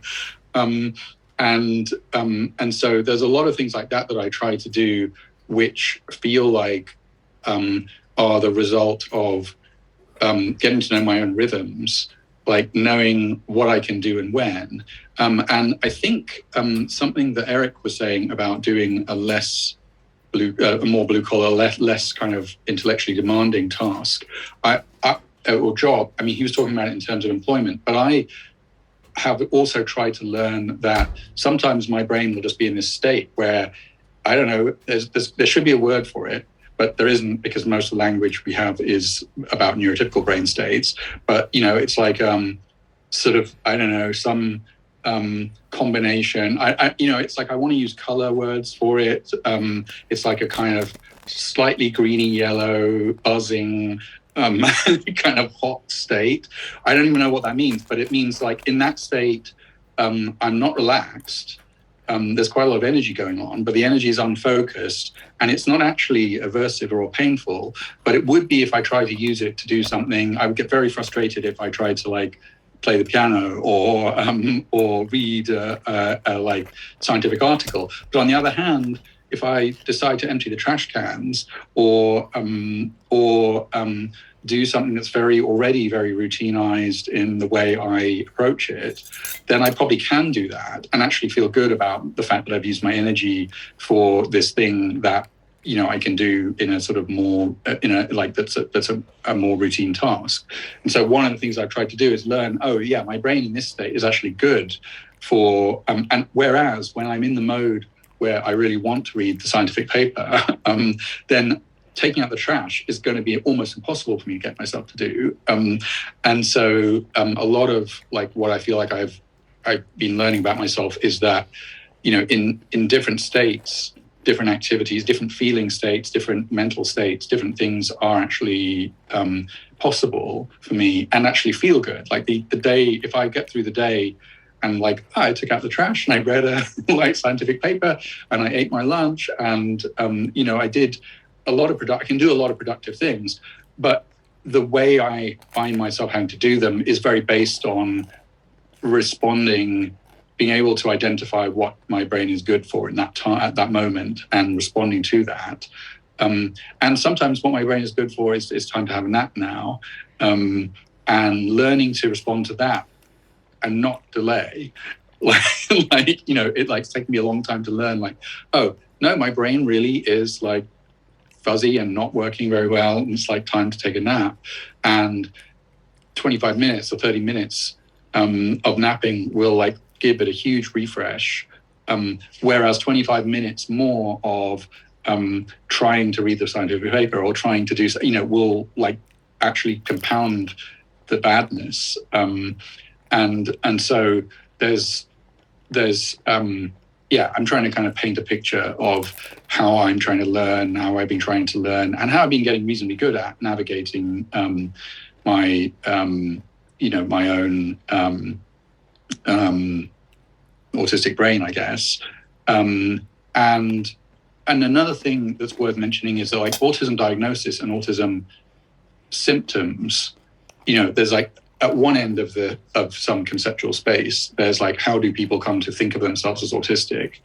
And part of it is by relating to experiences that other autistic people have expressed. And then there's another pathway, which is that filtered through practitioners like doctors and psychologists and so on, and then like the diagnostic label.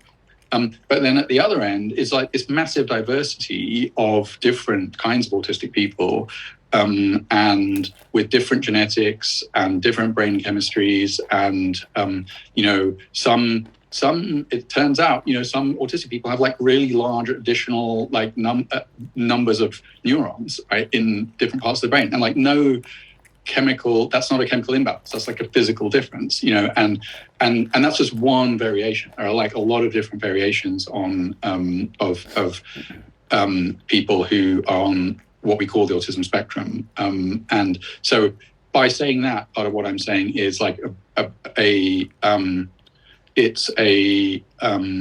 what it means to me is that it really strongly validates the need to be to learn how our own brain works with the assistance of other people's conceptions. Like, I mean, it's actually been incredibly helpful to me to read the, you know, research on autism, to read books written by neurotypical authors about autism, as well as by autistic authors.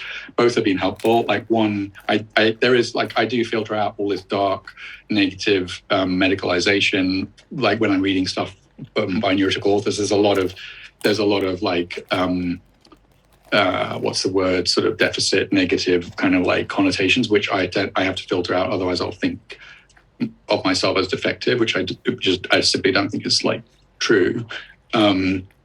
But anyway, I mean, maybe I'll put the mic down, because otherwise I could just like riff for an hour or something. But yeah, that was a little bit more. I felt like I was sort of unfolding some of the things that were like, felt like they might be more helpful to say than, there's nothing you can do except accept it, you know. And they're like, yeah, that's true, but there's like a lot of detail involved in like accepting it, and it can actually be quite fun. And so over to you, Jazz.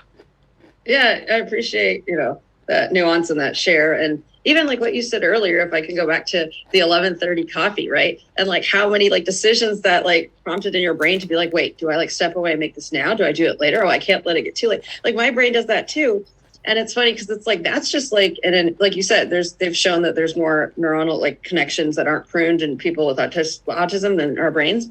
And so it's true that like decisions are going to just be harder for me than maybe a neurotypical, or just have more steps. Like you said, if anyone actually considered all those variables, I don't know how anyone would make any decisions, because sometimes it is quite paralyzing.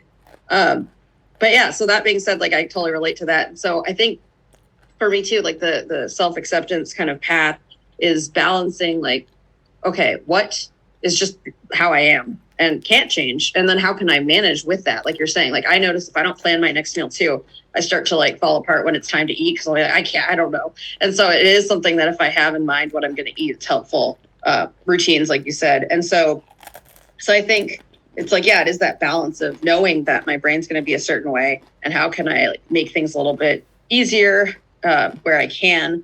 And then just also knowing that like, yeah, that part of the self-acceptance that you can't like, that I can't necessarily change, how my brain just fires when like, I'm faced with a decision and it thinks like on hyperdrive, and that's just how it is sometimes. And if it catches me off guard, like if I already have had a lot of sensory input, and for me, same thing, by the end of the day, I'm pretty depleted, then it tends to turn into a meltdown. And I think like some of my like push-pull with myself is, oh, if I figure it out, I can hack the system and like not have meltdowns. Like I shouldn't have meltdowns, right? But then it's like, I don't know. I mean, what is a meltdown? But really like kind of, someone who was saying they reframed it, or they heard it on like a TikTok thing about, I'm regulating my nervous system. It's like a meltdown isn't necessarily a bad thing. It's like a way to regulate. And yeah, I prefer to catch it earlier, and like, so it doesn't get to that like in really intense point for me. But, it is true that, I think part of it is the expectation of myself. Like, oh, if I do all this stuff, I'll be, because it's basically, then I'm like assuming like at some point I'll be like, that would be like masking, like, oh, I should be able to be like a neurotypical person. Like, that's just not going to happen. And so then how can I work with what I have and what I know myself to be? And I like that idea of like, what is my brain good for in this moment, right? Like if it's like, okay, I can do like more computery tasks, or I can do something more physical. And then also just for me, like, preemptively putting in stims has helped so much. Like when I started my therapy with a therapist who understands autism, is autistic, that was the first person I've ever been with that in therapy that's been like autistic and informed about it. And it's made a huge difference. And his first question to me was like, what are your special interests? And I was like, what? But then I realized like I've always had special interests, and I didn't know that's what they were. And then he asked me if I had tried stimming, and I was thinking like, I don't need stims. But then I'm like, as I've sort of unfolded this journey, I've tried a lot of things. And it turns out actually, like, I didn't even realize how much I was masking. So now I'm stimming more. Like, during this, I've been like doodling. I did my like, create like dots, connect the dots to make a picture. I have a fidget spinner. Like even in sessions, I have a resource basket for my clients, but I'll like sometimes grab something, be like, oh, you're welcome to grab something, and like just use something to regulate myself in the session. And doing these things more proactively and like really kind of owning my autism. And like, I'll wear these headphones out. I don't really care if people think I'm autistic. I kind of hope they do, so that I can break down stigma. But it's like those things really help me. And I didn't even realize also these headphones, like the way I hear through here, talk about like, the vibration, like that makes a big difference when I'm listening to certain music than when I just listen to it from my phone on speaker. And that's been like really regulating. So I think there's definitely like things we can work with, and like that have made my life easier since I've discovered all this. But then there is that acceptance where I don't want to fall into that trap of like, oh, if I figure it out, I'm not going to have problems anymore, because that's just like not how my brain's going to work. So yeah, it's that push pull of acceptance, and then what can I change, and then what becomes burnout versus just like maybe like not even putting as much narrative to it. Because I think when I get like have a meltdown, I'll put a narrative like, oh my gosh, see, I can't sustain this. And then I do the catastrophizing, like I can't be a therapist. I can't live in this world, like all this stuff. It goes real far, real fast. But it's like, if I could just keep that to, hey, right now I am very overwhelmed and this is a lot of input, and like, you know, not let it get existentially threatening. Like, I think that would make it easier to go through these ups and downs, which are bound to happen. So yeah, I got to hop off in a few minutes, but yeah, definitely want to hear if you guys had anything to say about that. But yeah, thanks. Yeah, I totally agree on what you guys said, and I think like my dealings with neurotypical in the medical field, like you can't have your own biology. I'm not having my own biology. You're misinformed about how biology works, you idiot. Like, to assume that we have to all be this way. Like the thing that we talked about before, so one of the things that happens to me, if I touch one spot, I would feel something in another. And I do believe a lot of doctors don't get or understand, because a lot of them don't even bother to just do even a physical examination to understand, what do you mean by this even? Like, so being here and seeing how this experience works for each of us differently also has been insightful in so many ways. The catastrophizing, I have to admit, something happened this weekend. I went to the ER and they put an IV line and they had tons of patients, and the nurse who put my IV line didn't clear it from air. Like, she didn't wait till everything passed out. And I know that the lines have a mechanism of doing that as well, but I've been reading about this because I've been hospitalized so many times with IV lines down my arm.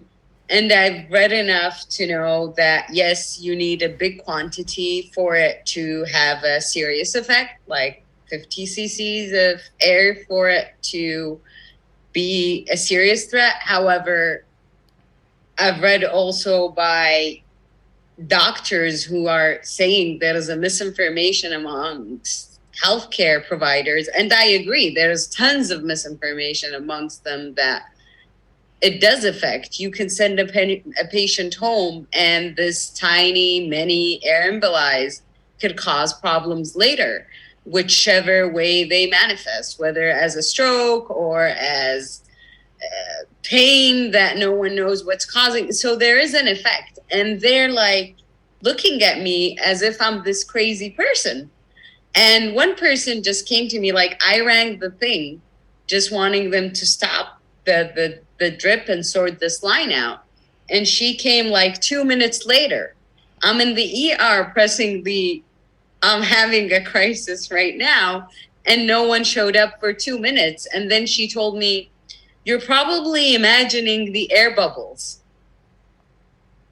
And yeah, like, they're such dicks. And then I went into catastrophizing mode, and then they gave me the painkiller didn't work. They gave me one dose because I'm asthmatic, and it was just paracetamol that was supposed to help. Like, I'm on ketamine, for fuck's sake, for my pain, and you're giving me fucking paracetamol.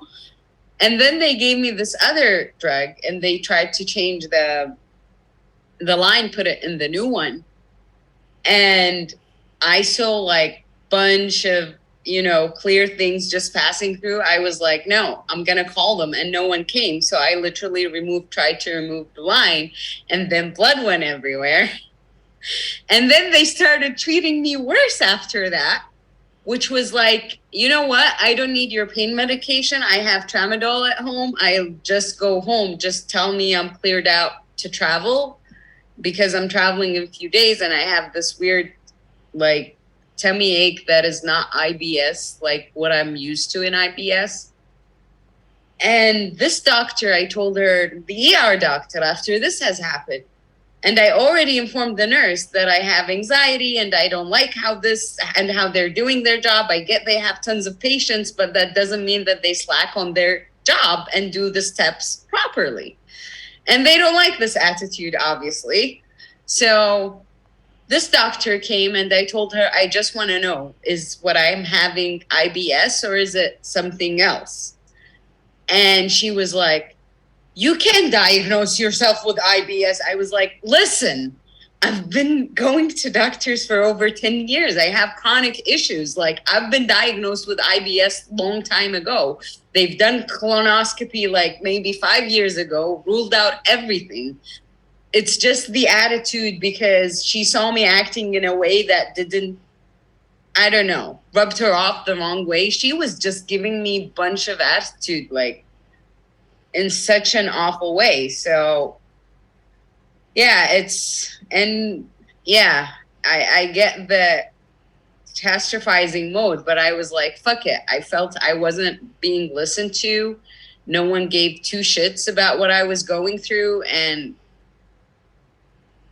I had to take matters into my own hands, and there was like blood everywhere. And I was kind of okay with it. I know that what I did is kind of dumb, but I couldn't, for the life of me, I couldn't be okay with that much air going inside me. Like, no. So, yeah. You're Mike Robin. Hi, Sarah. Hi, everyone. I don't know why I had my mic up. I must have my hand up. I think I just left it up from last time or something like that. So, you've got your hand up now, Sarah. So back to you.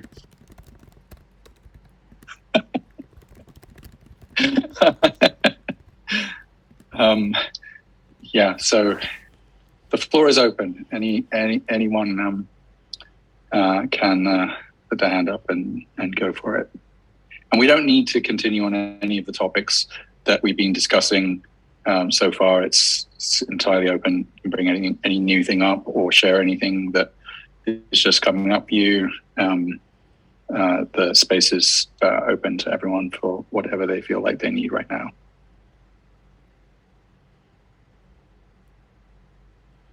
I'll be just bitching about doctors. That's all I have in me for this week. They literally depleted me in every sense and every way possible. And it's fucking sad that we have to go through this. It's just sucky.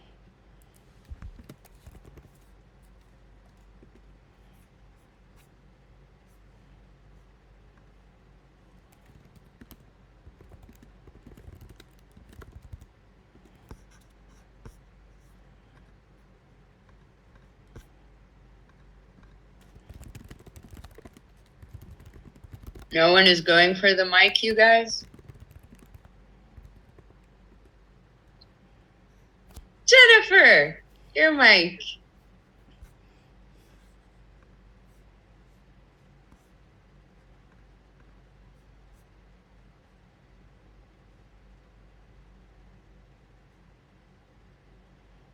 Jennifer, you're muted. We can't hear you. Oh man. Okay, sorry about that. I thought I hit the mute button. I was just sitting here kind of in between talkers, enjoying the lull.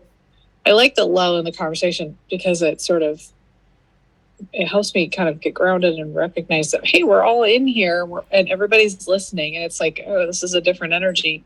But one of the things that I wondered about for you guys is, with combination of ADHD and autism always pulling me in different directions, around routine and trying not to feel stressed out by a routine that's controlling. I feel very controlled by that, and I don't like it. And I have this like oppositional defiance towards it.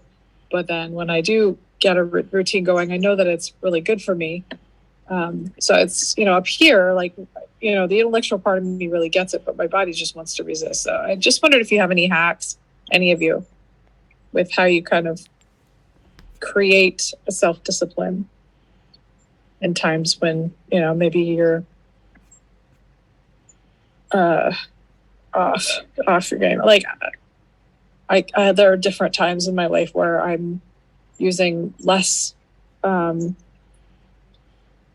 prescriptions and, trying to go as natural as possible. And so I know a lot of natural routes, which has been great. But like, then there are times when things are really hard and I just feel like I have no drive to do that. And it's hard to motivate. Anyway, just if anything I said resonated and anybody has any solutions, I'd love to hear it. Thanks. I do have things, but I noticed Ross has his hand up and I have spoken a lot, so I defer to him. Ross, please go ahead. Yeah, sure. I just wanted to quickly say something on ODD, like the oppositional defiant disorder, or also what? Fuck, I'm gonna forget all the terminology now. That is. Sorry, one sec. Yeah, just very quickly to say that the only thing that's helped me with that is kind of, I take this approach in my life these days of zero battles, like, or any battles are too many battles, kind of. And it's really hard. It's like, it feels really, really uncomfortable at first. I think it also helped me to kind of understand that it's not that the feelings are invalid or wrong, like, but in a way I feel like a lot of us are like the canaries in the coal mine, that we are like responding to things to invisible gases that will eventually affect other people as well, but we're like kind of because we're responding to them early, then people just turn around and make us the problem and kind of all the rest of it. But really, there was like this meme I saw a while ago. It was like literally like something along the lines like put back some of your battles. No, more. No, that's still too many. You need less battles. And it's like a muscle in a way to like not respond. It's like almost like training yourself not to not respond to like anything, which with most people would be an over correction, but I think for us it's kind of like a necessary evil in a way. So yeah, I just wanted to say that, and I've got to shoot off now. But that was just my 2 thoughts on ODD. Yeah, bye.